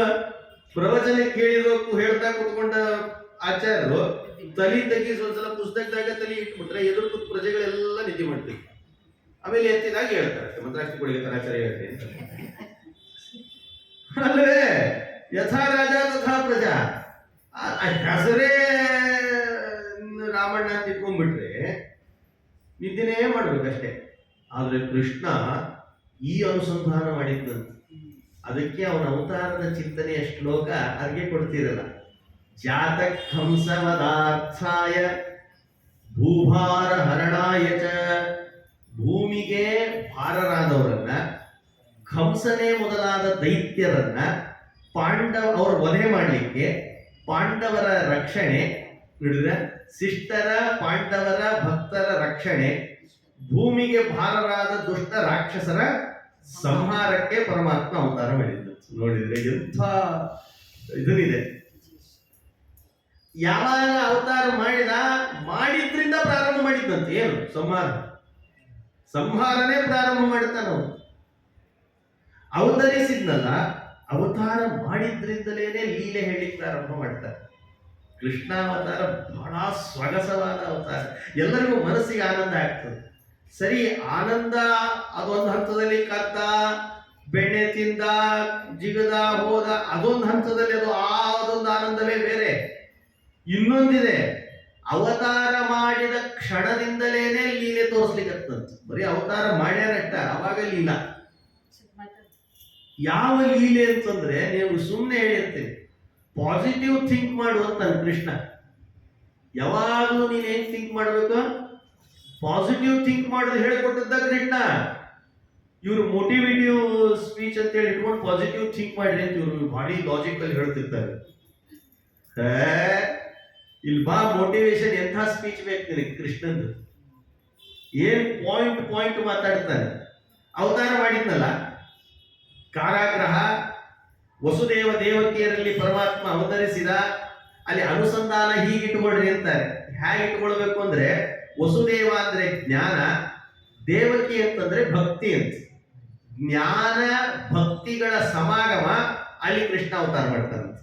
ಸುಮ್ಮನೆ ಇಬ್ರು ಗಂಡ ಹೆಂಡತಿ ಲಗ್ನ ಆದ್ರು ಅಲ್ಲಿ ಅವತಾರ ಹಂಗಲ್ಲ. ಅದು ನಮ್ಮ ಹಾಗಲ್ಲ ಕೃಷ್ಣನ ಅವತಾರ ಹೇಗೆ ಅಂದ್ರೆ, ಎಲ್ಲಿ ಜ್ಞಾನ ಭಕ್ತಿ ಮಿಲನ ಆಗ್ತದೆ ಅಲ್ಲಿ ಕೃಷ್ಣ ಅವತಾರ ಮಾಡ್ತಾನೆ. ನೋಡಿದ್ರೆ ಹೇಗೆ? ಹಾಗೆ ವಸುದೇವ ಅಂದ್ರೆ ಜ್ಞಾನ, ದೇವಕಿ ಅಂದ್ರೆ ಭಕ್ತಿ, ಜ್ಞಾನ ಭಕ್ತಿಗಳ ಸಮಾಗಮ ವಿವಾಹ, ಅಲ್ಲಿ ಕೃಷ್ಣ ಅವತಾರ ಆಯ್ತು. ಮೊದಲೇ ಆಯ್ತಾ? ಇಲ್ಲ ಅಂತಾರೆ. ಮೊದಲು 7 ಮಂದಿ ಹುಟ್ಟಿದ್ರು, 6 ಮಂದಿನ ಬಲಿ ಕೊಟ್ರು. 6 ಮಂದಿನ ಬಲಿ ಕೊಟ್ಟು 7ನೇದವಳು ದೇವಿಯಾಗಿ 8ನೇದು ಪರಮಾತ್ಮ ಬಂದ. ಯಾಕೆ ಆ 6 ಮಂದಿನ ಬಲಿ ಕೊಡಬೇಕು? ನಮ್ಮ ಶರೀರದಾಗ 6 ಮಂದಿ ರಾಕ್ಷಸರು ಇರ್ತಾರೆ. ಯಾರವರು ಅಂತ ಕೇಳಿದ್ರೆ ಅರಿಷಟ್ ವರ್ಗಗಳು, ಕಾಮ, ಕ್ರೋಧ, ಲೋಭ, ಮದ, ಮಾತ್ಸರ್ಯ, ಇವೆಲ್ಲ ರಾಕ್ಷಸರು ಇವು. ಹಾಗಾದ್ರೆ 6 ಅರಿಷಟ್ ವರ್ಗಗಳು ಅಂದ್ರೆ 6 ಬಲಿ ತಗೊಳ್ಬೇಕು. ಜ್ಞಾನ ಭಕ್ತಿಗಳ ಸಮಾಗಮ ಆದ್ರೂ ಕೂಡ ಅಲ್ಲಿ ಇವೇನಾದ್ರು ಇದ್ವು ಅಂದ್ರೆ ಇವನನ್ನು ಬಲಿ ಕೊಟ್ಟ ಮೇಲೆ ಪರಮಾತ್ಮ ಬರ್ತಾನೆ. ನೋಡಿದ್ರೆ ಇದು ಅನುಸಂಧಾನ ಮಾಡ್ಬೇಕು. ಸರಿ, ಕಾರಾಗೃಹದಲ್ಲಿ ಅವತಾರ ಮಾಡಿದ. ಕಾರಾಗೃಹದಲ್ಲಿ ಅವತಾರ ಆದ ಕ್ಷಣದಲ್ಲೇ ಅಪ್ಪ ಅಂದಂತೆ. ಯಾರ ಮಕ್ಕಳು ಮುಟ್ಟಿದ ತಕ್ಷಣ ಅಪ್ಪ ಅಂತವ, ಅಳೋದು ನಿಂದ್ರಿಸಿದ್ರೆ ಸಾಕಾಗಿರ್ತದೆ. ಅದಕ್ಕೆ ಪರಮಾತ್ಮ ಕೃಷ್ಣ ಅನ್ನೋದು ಅದ್ನಲ್ಲ, ಈಗ ಕರೆದ್ನಲ್ಲ ಅಪ್ಪ ಅಂತೇಳಿ. ಏನು ಅಂದ? ಸುಂಕುತಿಯಲ್ಲೋ ಬುಟ್ಟ್ಯಾಗ ಹಾಕೊಂಡು ಎತ್ತುವ ಅಂದಂತ ಕೃಷ್ಣ. ಒಂದು ಬುಟ್ಟಿ ತಗೋ ತಲೆ ಮೇಲೆ ಇಟ್ಟುವ ಅಂದಂತೆ. ಅವ ಅಂದ, ಹೆಂಗೋ ಎತ್ತುಕೊಳ್ಳಿ ನಿನ್ನ, ನಿಮ್ಮ ಮಾವ ಕಂಸ ಸರಪಳಿ ಹಾಕಿ ಕಬ್ಬಣದ ಸಲಾಕೆಯಲ್ಲಿ ಇದ್ದಿದ ನನ್ನನ್ನ, ನನಗೆ ಎತ್ತುವಂತ ನೀನಂತಿದಿ, ಹೇಗೋ ಎತ್ತುಕೊಳ್ಳಿ ಅಂತ ಕೇಳಿದ್ನಂತ. ಮಹಾರಾಯ, ಎತ್ಕೋತೀನಿ ಅಂತ ಮನಸ್ಸು ಮಾಡಿ ಮೊದಲು ಅಂದಂತ. ಕೃಷ್ಣ, ನಿನ್ನನ್ನು ಎತ್ಕೊಳ್ತೀನಿ ಅಂತ ಬಾಯಿ ತುಂಬ ಹೇಳು ಅಪ್ಪ ಅನ್ನಂತ. ಕೃಷ್ಣ, ನಿನ್ನನ್ನು ಎತ್ಕೊಳ್ಬೇಕು ಅಂತ ಮಾಡಿದೇನೋ, ಚಟ್ ಅಂತ ಬೇಡಿ ಬಿಟ್ಟು ನಡುವೆ ತಲೆ ಮೇಲೆ ಇಟ್ಕೊಂಡಂತ. ಏನ್ ಮಾಡ್ಲಿ ಅಂದ. ಅದಕ್ಕೆ ಕೃಷ್ಣನ್ ತಗೊಂಡ ತಕ್ಷಣ ಎಲ್ಲಿಟ್ಟು ಹೋಗ್ಬೇಕು? ತಲೆಯಾಗಿಟ್ಟು ಹೋಗ್ಬೇಕು. ಮನಿ ದೊಡ್ಡದೇವ್ರ ಪಡಿಗೆ ಕಟ್ಟಿಡೋದಲ್ಲ. ಕೃಷ್ಣ ಸಿಕ್ಕ ತಕ್ಷಣ ನಾವೇನ್ ಮಾಡ್ತೀವಿ ಅಂದ್ರೆ ದೇವ್ರ ಪಡಿಗೆ ಕಟ್ಟಿಟ್ಬಿಡ್ತೀವಿ. ಮನಿಗೆ ಬಂದ ತಕ್ಷಣ ಬರೀ ಆಚಾರ ಬರ್ರಿ, ಇದ ನಮ್ಮ ಮನಿಗೆ ದೇವ್ರ ಮನಿ. ಅಲ್ಲಿ ಮ್ಯಾಲ ಇಟ್ಟಿವಲ್ಲ ದೊಡ್ಡ ದೇವ್ರು, ತಳಗಿಟ್ಟಿವಲ್ಲ ಸಣ್ಣ ದೇವ್ರು. ಸಣ್ಣ ದೇವ್ರು ದೊಡ್ಡ ದೇವ್ರು ಇಟ್ಕೊಂಡು ಕೂತೀವ್ರು. ನೀವು ನಮ್ಗೆ ಆಫೀಸ್ ಅಲ್ರಿ ಆಚಾರ, ನೀವು ಅರ್ಥ ಮಾಡ್ಕೊಡ್ರಿ. ಅಲ್ಲಿ ತಮ್ಮಗಿಂಬ ಇರ್ತದ. ಮತ್ತೆ ದೊಡ್ಡಾಚಾರ ಬಂದು ತೆಗಿಯೋ ತನಕ ನಾವೇನು ಬಡ್ಗಿ ತೆಗಿಯಂಗಿಲ್ಲ. ದೊಡ್ಡಾಚಾರ ಬಂದೋ ತನಕ ಇಲ್ಲಿ ಜೊಡ್ಡಿಗೆ ಆಗಿಬಿಟ್ಟಿರ್ತಾವಲ್ಲಿ.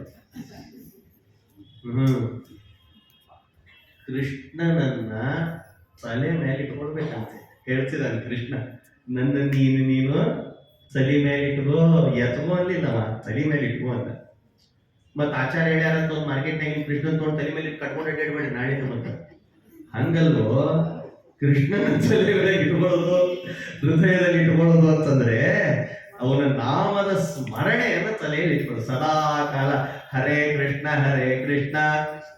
ಕೃಷ್ಣ ಕೃಷ್ಣ ಹರೇ ಹರೇ, ಹರೇ ರಾಮ ರಾಮ ರಾಮ ಹರೇ ಹರೇ. ಇದು ತಲೆಯಲ್ಲಿ ಇಟ್ಕೊಂಡು ಅಡ್ಡಾಡೋದು ಕ್ಷಣ ಕ್ಷಣ. ಇದಕ್ಕೆ ಯಾವ ನಿರ್ಬಂಧ ಇಲ್ಲ ನಿಮಗೆ. ಅಲ್ಲಿ ಹೇಳಬೇಡ್ರಿ, ಇಲ್ಲಿ ಹೇಳಬೇಡ್ರಿ, ಇಲ್ಲ ಚಪ್ಲಿ ಹಾಕೋಬೇಡ್ರಿ, ಚಪ್ಲಿ ತೆಗಿಬೇಡ್ರಿ, ಅಲ್ಲಿ ಮುಟ್ಟಬೇಡ್ರಿ, ಇವ್ರು ಮುಟ್ಟಬೇಡ್ರಿ, ಯಾವುದಿಲ್ಲ. ಹೋಗ್ತಿದ್ದೀರಿ ಹೇಳ್ಕೊತ ಹೋಗ್ರಿ, ಕೂಡ್ತೀರಿ ಹೇಳ್ರಿ, ಧಾರಾವಾಹಿ ನೋಡ್ತಿದ್ರಿ ಅಡ್ವರ್ಟೈಸ್ಮೆಂಟ್ ನೋಡ್ರಿ, ಹೋಗ್ಲಿ ಅದನ್ನ ಮಾಡ್ರಿ. ಹರೇ ಕೃಷ್ಣ ಯಾಕಂದ್ರೆ ಧಾರಾವಾಹಿ ಅಂತ ಬಿಡೋದು ಗ್ಯಾರಂಟಿ ಅದ. ಹರೇ ಕೃಷ್ಣ ಕೃಷ್ಣ ಕೃಷ್ಣ ಹರೇ ಹರೇ. ಯಾರ್ಯಾರ್ಯಾರೋ ಪ್ರಮೋಟ್ ಮಾಡುವಂತದ ನೋಡ್ಕೊಂಡು ಸಮಯ ವ್ಯರ್ಥ ಮಾಡೋದಲ್ಲಿ ಅರೇ ಕೃಷ್ಣ ಹೊತ್ಕೋರೋ ಅವನೇ ಹೇಳ್ತಿದ್ದಾನೆ. ನಾವು ಹೇಳಿದ್ದಲ್ಲ ಇದು. ಮತ್ತೆ ಕೃಷ್ಣನೇ ಅಪ್ಪ ನನ್ನನ್ನು ಹೊತ್ಕೋರೋ ಅಂತಿದ್ದಾನೆ. ಹೊತ್ಕೊಟ್ಟೇನೋ ನಿನ್ನ ಅಂದಾಗಲೇ ಬೇಡಿ ಬಿಟ್ಟು ಅಂತ ನೋಡಿ, ಅಲ್ಲಿ ತನಕ ಬೇಡಿ. ಇನ್ನೊಂದು ಹೇಳಿರ್ತೇನೆ, ಇದೇ ಎಕ್ಸಾಂಪಲ್. ಮೈಯೆಲ್ಲ ರೋಮಾಂಚನ. 18 ದಿವಸ ಮಹಾಭಾರತ ಯುದ್ಧ ನಡೀತದ.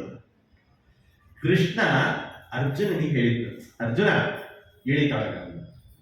ಅರ್ಜುನ ಅಂತ, ಅಲಾ ಕೃಷ್ಣ ಡ್ರೈವರ್ ನೀನು, ಪ್ರತಿನಿತ್ಯ ನೀನ್ ಇಳಿದು ಬಾಗ್ಲ ತೆಗಿತಿದ್ದಿ, ನಾ ಇಳಿತಿದ್ದೆ, ಇವತ್ತೇ ನಾ ಇಳಿಯಲಿಗತಿ ನೀನು ಅನ್ನೋದು ಕೃಷ್ಣ.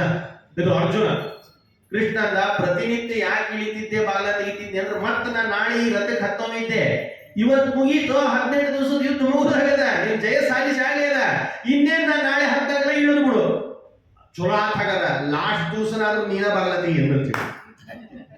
ಅರ್ಜುನ್ ಕೃಷ್ಣ ಅಂದ, ಹಠ ಮಾಡಬೇಡ ಅಪ್ಪಣ್ಣ. ಕೆಲವು ಜೀವ ಹಠ ಮಾಡಬಾರ್ದು. ಅದೇ ಅರ್ಜುನನ ಇಟ್ಕೊಂಡು ಹೇಳ್ತಿದ್ದಾನೆ, ಜೀವ ಹಠ ಮಾಡೋದು ಜಾಸ್ತಿ. ಅರ್ಜುನ ಹಠ ಮಾಡಬೇಡ ಅಪ್ಪಣ್ಣ, ಇವತ್ತೊಂದು ಸೇಳೋದು ಇಲ್ಲ ಅಂತ ಇಳಿದ್ಬಿಡು ಅನ್ನಂತ. ಸರಿ ಹಾಗಾಗಿ ಇಳಿದ ಮೇಲೆ ಹೇಳ್ತೀನಿ ಅಂತ ಅವ ಕೃಷ್ಣ. ಸರಿ ಅರ್ಜುನ ಆ ರಥದಿಂದ ಇಳಿದಂತ. ಆಮೇಲೆ ಕೃಷ್ಣ ಇಳಿದಂತ. ಯಾವಾಗ ಕೃಷ್ಣ ಇಳಿದೋ ತತ್ತ ಕಾಲದಲ್ಲೇ ಎಂಥ ಬ್ರಹ್ಮರಥ ಅರ್ಜುನ ಕೃಷ್ಣ ಅಡ್ಡಾಡಿರುವ ಮಹಾಭಾರತ ಯುದ್ಧ ನಡೆದ ರಥ, ಅದು ಜಯಶೀರ್ಷ ಜಯ ತಂದು ಕೊಟ್ಟ ರಥ ಕೃಷ್ಣ ಇಳಿದ ಎರಡೇ ಕ್ಷಣಕ್ಕೆ ಭಸ್ಮ ಆಗಿಬಿಡ್ತದೆ. ಅರ್ಜುನ ಅಂದ ಕೃಷ್ಣ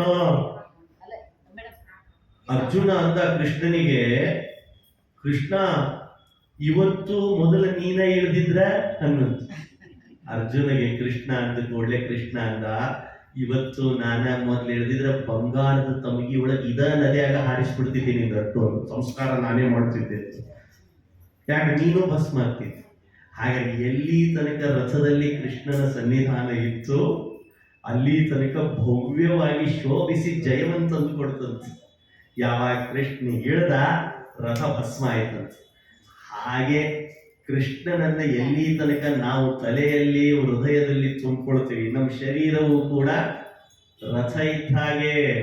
ನಮ್ಮ ಶರೀರವು ರಥ ಇದ್ದ ಹಾಗೆ. ರಥ ಶರೀರಕ್ಕೆ ರಥ ಅಂತ ಕರೀತಾರೆ. ಹೃದಯ ಭಾಗವನ್ನ ಮಧ್ಯದ ಒಂದು ಸ್ಥಾನ ಅಂತ ಕರೀತಾರೆ. ಎಲ್ಲಿ ತನಕ ನಮ್ಮ ಶರೀರದ ರಥದಲ್ಲಿ ಹೃದಯ ಭಾಗದಲ್ಲಿ ಕೃಷ್ಣನನ್ನು ಹೊತ್ಕೊಳ್ಳಲ್ಲ, ಕೃಷ್ಣ ಯಾವಾಗ ಇಳಿತಾನ ಆವಾಗ ಈ ರಥ ಭಸ್ಮ ಆಗ್ತದ. ಎಂಥ ಸಂದೇಶ. ಹಾಗಾದ್ರೆ ಕೃಷ್ಣ ಇಲ್ಲ ಅಂದ್ರೆ ಯಾರು ಬರೋಲ್ಲ ನಮ್ಮ ಜೊತೆಯಲ್ಲಿ. ಯಾರು ಬರ್ತಾರೆ? ಶರೀರ ಬಿತ್ತು ಅಂದ್ರೆ ಕಥೆನ, ಶರೀರ ಬಿದ್ದಾಗೂ ಬರ್ತಾನಂತ, ಶರೀರ ಈ ಸನಾಗಿ ನಡೀತಾ ಇರೋವಾಗೂ ಇರ್ತಾನಂತ ನಮ್ಮ ಜೊತೆ. ನೋಡ್ರಿ ಹೇಗಿದೆ, ಇಲ್ಲಿ ಕೃಷ್ಣ ಮಾತ್ರ ಇದು, ಬೇರೆ ಯಾರಿಂದ ಆಗಲ್ಲ. ಅದಕ್ಕೆ ಆ ದಾಸರು ಒಂದು ಪದ್ಯ ಹೇಳಿದ್ರು ನೋಡ್ರಿ, ಅವಾಗವಾಗ ಹೇಳ್ತಿರ್ತೀನಿ. ಮಹಿಳಾ ಮಳಿಗೆ ಪದ್ಯ ಹೇಳಿದ್ರು ಖುಷಿ, ನಾವು ಹೇಳ್ತೀವಲ್ಲ ಅಂತ. ಹಿತ್ತಲ ಕಸಕ್ಕಿಂತ ಕಡೆಯಾಯಿತಿ ದೇಹ, ಹೊತ್ತು ಕೊಂಡೊಯ್ದು ಅಗ್ನಿಯೋಳು ಬಿಸಡುವರೋ, ಆರು ಆರು ಸಂಗಡ ಬಾಹೋರಿಲ್ಲ. ಯಾರು ಬರಲ್ಲ. ಇದ್ದಾಗೂ ಬರವ, ಹೋದಾಗೂ ಬರವ ಯಾರು? ಹಾಗಾದ್ರೆ ಇವತ್ತಿನಿಂದ ನಾವೇನ್ ಮಾಡೋದು? ಕೃಷ್ಣನನ್ನ ಹೊತ್ಕೊಂಡಾಡ್ಯಾರ ನೋಡಿ. ಕೃಷ್ಣ ಹೊತ್ಕೊಂಡಾಡುವ ಸಂದೇಶ. ಯಾವಾಗ ಕೃಷ್ಣನನ್ನ ತಂದೆ ಹೊತ್ಕೋ ಅಂತ ಹೇಳಿದಾಗ ಹೊತ್ಕೊಂಡು ಕೈಯಲ್ಲಿರುವ ಬೇಡಿ ಬಿಡುತ್ತಂತ. ಹಾಗಾದ್ರೆ ನಮ್ಮನ್ನು ನಾವು ಕೃಷ್ಣನನ್ನು ಹೊತ್ಕೊಂಡು ಅಡ್ಡಾಡಿದ್ರೆ ಸಂಸಾರದ ಬೇಡಿ ಇಲ್ಲೇ ಇರದೆ ಚೆನ್ನಮ್ಮಯ್ಯ ಬೇಡಿ. ಹಿಂಗೆಲ್ಲ ಕೇಳ್ಕೊ ಕೂತ್ರೆ ಹೆಂಗ್ ಪುರಾಣ ಇಲ್ಲ. ನಮ್ಗೇನ್ ಬೇಡಿ ಇಲ್ಲ ಬಿಡ್ರಿ, ನಮ್ಗೆ ಯಾಕೋ ಬೇಡಿ ಇಲ್ಲ. ಅಲ್ಲಿ ಕಬ್ಬಣದ್ದದ, ಇಲ್ಲಿ ಸಂಸಾರದದ, ಅಲ್ಲಿ ಒಂದದ, ಇಲ್ಲಿ ಲಕ್ಷದ, ಅಲ್ಲಿ ಒಂದ್ ಕಬ್ಬಣದ ಬೇಡಿ ಎರಡು ಇರೋ ಬೈ ಎರಡವ, ಇಲ್ಲಿ 108 ಅವಲ್ಲ. ಏನು ಒಂದೊಂದ್ ಅಂದ್ರೆ ಚಾನಲ್ ಇಟ್ಕೊಂಡ್ಬಿಟ್ಟಿರ್ಬೇಕ. ಒಂದು ಚಾನಲ್ ಒಂದು ಬೇಡಿ, 108 ಚಾನಲ್ ಬೇಡಿ ಅವ. ಬಿಡವಲ್ಲ ನಮ್ಮನ್ನ. ಹೇಗಿದೆ ನೋಡಿ ಸಂದೇಶ. ಯಾವಾಗ ಕೃಷ್ಣ ಹೊತ್ಕೊ ಅಂತ ಹೇಳ್ದ, ಹೊತ್ಕೊಂಡ. ಆಮೇಲೆ ಕೃಷ್ಣ ಕೇಳಿದ್ನಂತ, ಏನ್ ಮಾಡ್ತೀವಿ? ಏನ್ ಮಾಡ್ಲು ಅಂತ ಹೊರ ಕರ್ಕೊಂಡು ಹೋಗ್ಬೇಕು ಕೃಷ್ಣ. ನೋಡಿದ್ರೆ ಅದಕ್ಕೆ ಮಕ್ಕಳು ದೇವರ ರೂಪ ಅಂತೀವಿ ನೋಡ್ರಿ. ಮಕ್ಕಳು ಮನೆಗೆ ಇಡ್ಲಿಕ್ಕೆ ಬಿಡೋಲ್ಲ ನಮ್ಮನ್ನು. ಹೊರನಡಿ ಹೊರನಡಿ ಅಂತಿರ್ತಾವ, ರೂಮ್ನಾಗ ಕೂಡ್ಲಿಕ್ಕೆ ಬಿಡೋಲ್ಲ ಮಕ್ಕಳು. ಸಣ್ಣ ಸಣ್ಣ ಮಕ್ಳು ಎತ್ಕೊಂಡಿರ್ತೇವಲ್ಲ, ಎತ್ಕೊಂಡ ತಕ್ಷಣ ಏನು ಅಂತ ಕೇಳಿ ಕೈ ಮಾಡ್ತವೆ, ಬಾಯಿ ಬರ್ಲಿ ಬಿಡಿ. ದೇವ್ರ ರೂಪ ಏನಾದ್ರು ಹೊರಗೆ ಕರ್ಕೊಂಡು. ಕೃಷ್ಣ ನೋಡ್ರಿ ಅದನ್ನ ಅವತ್ತೇ ತೋರಿಸಿಲ್ಲ. ನಡಿ ಹೊರಗೆ ಅಂತಂದಂತ ಮಾತಾಡ್ತಿದ್ದ ಕೃಷ್ಣ.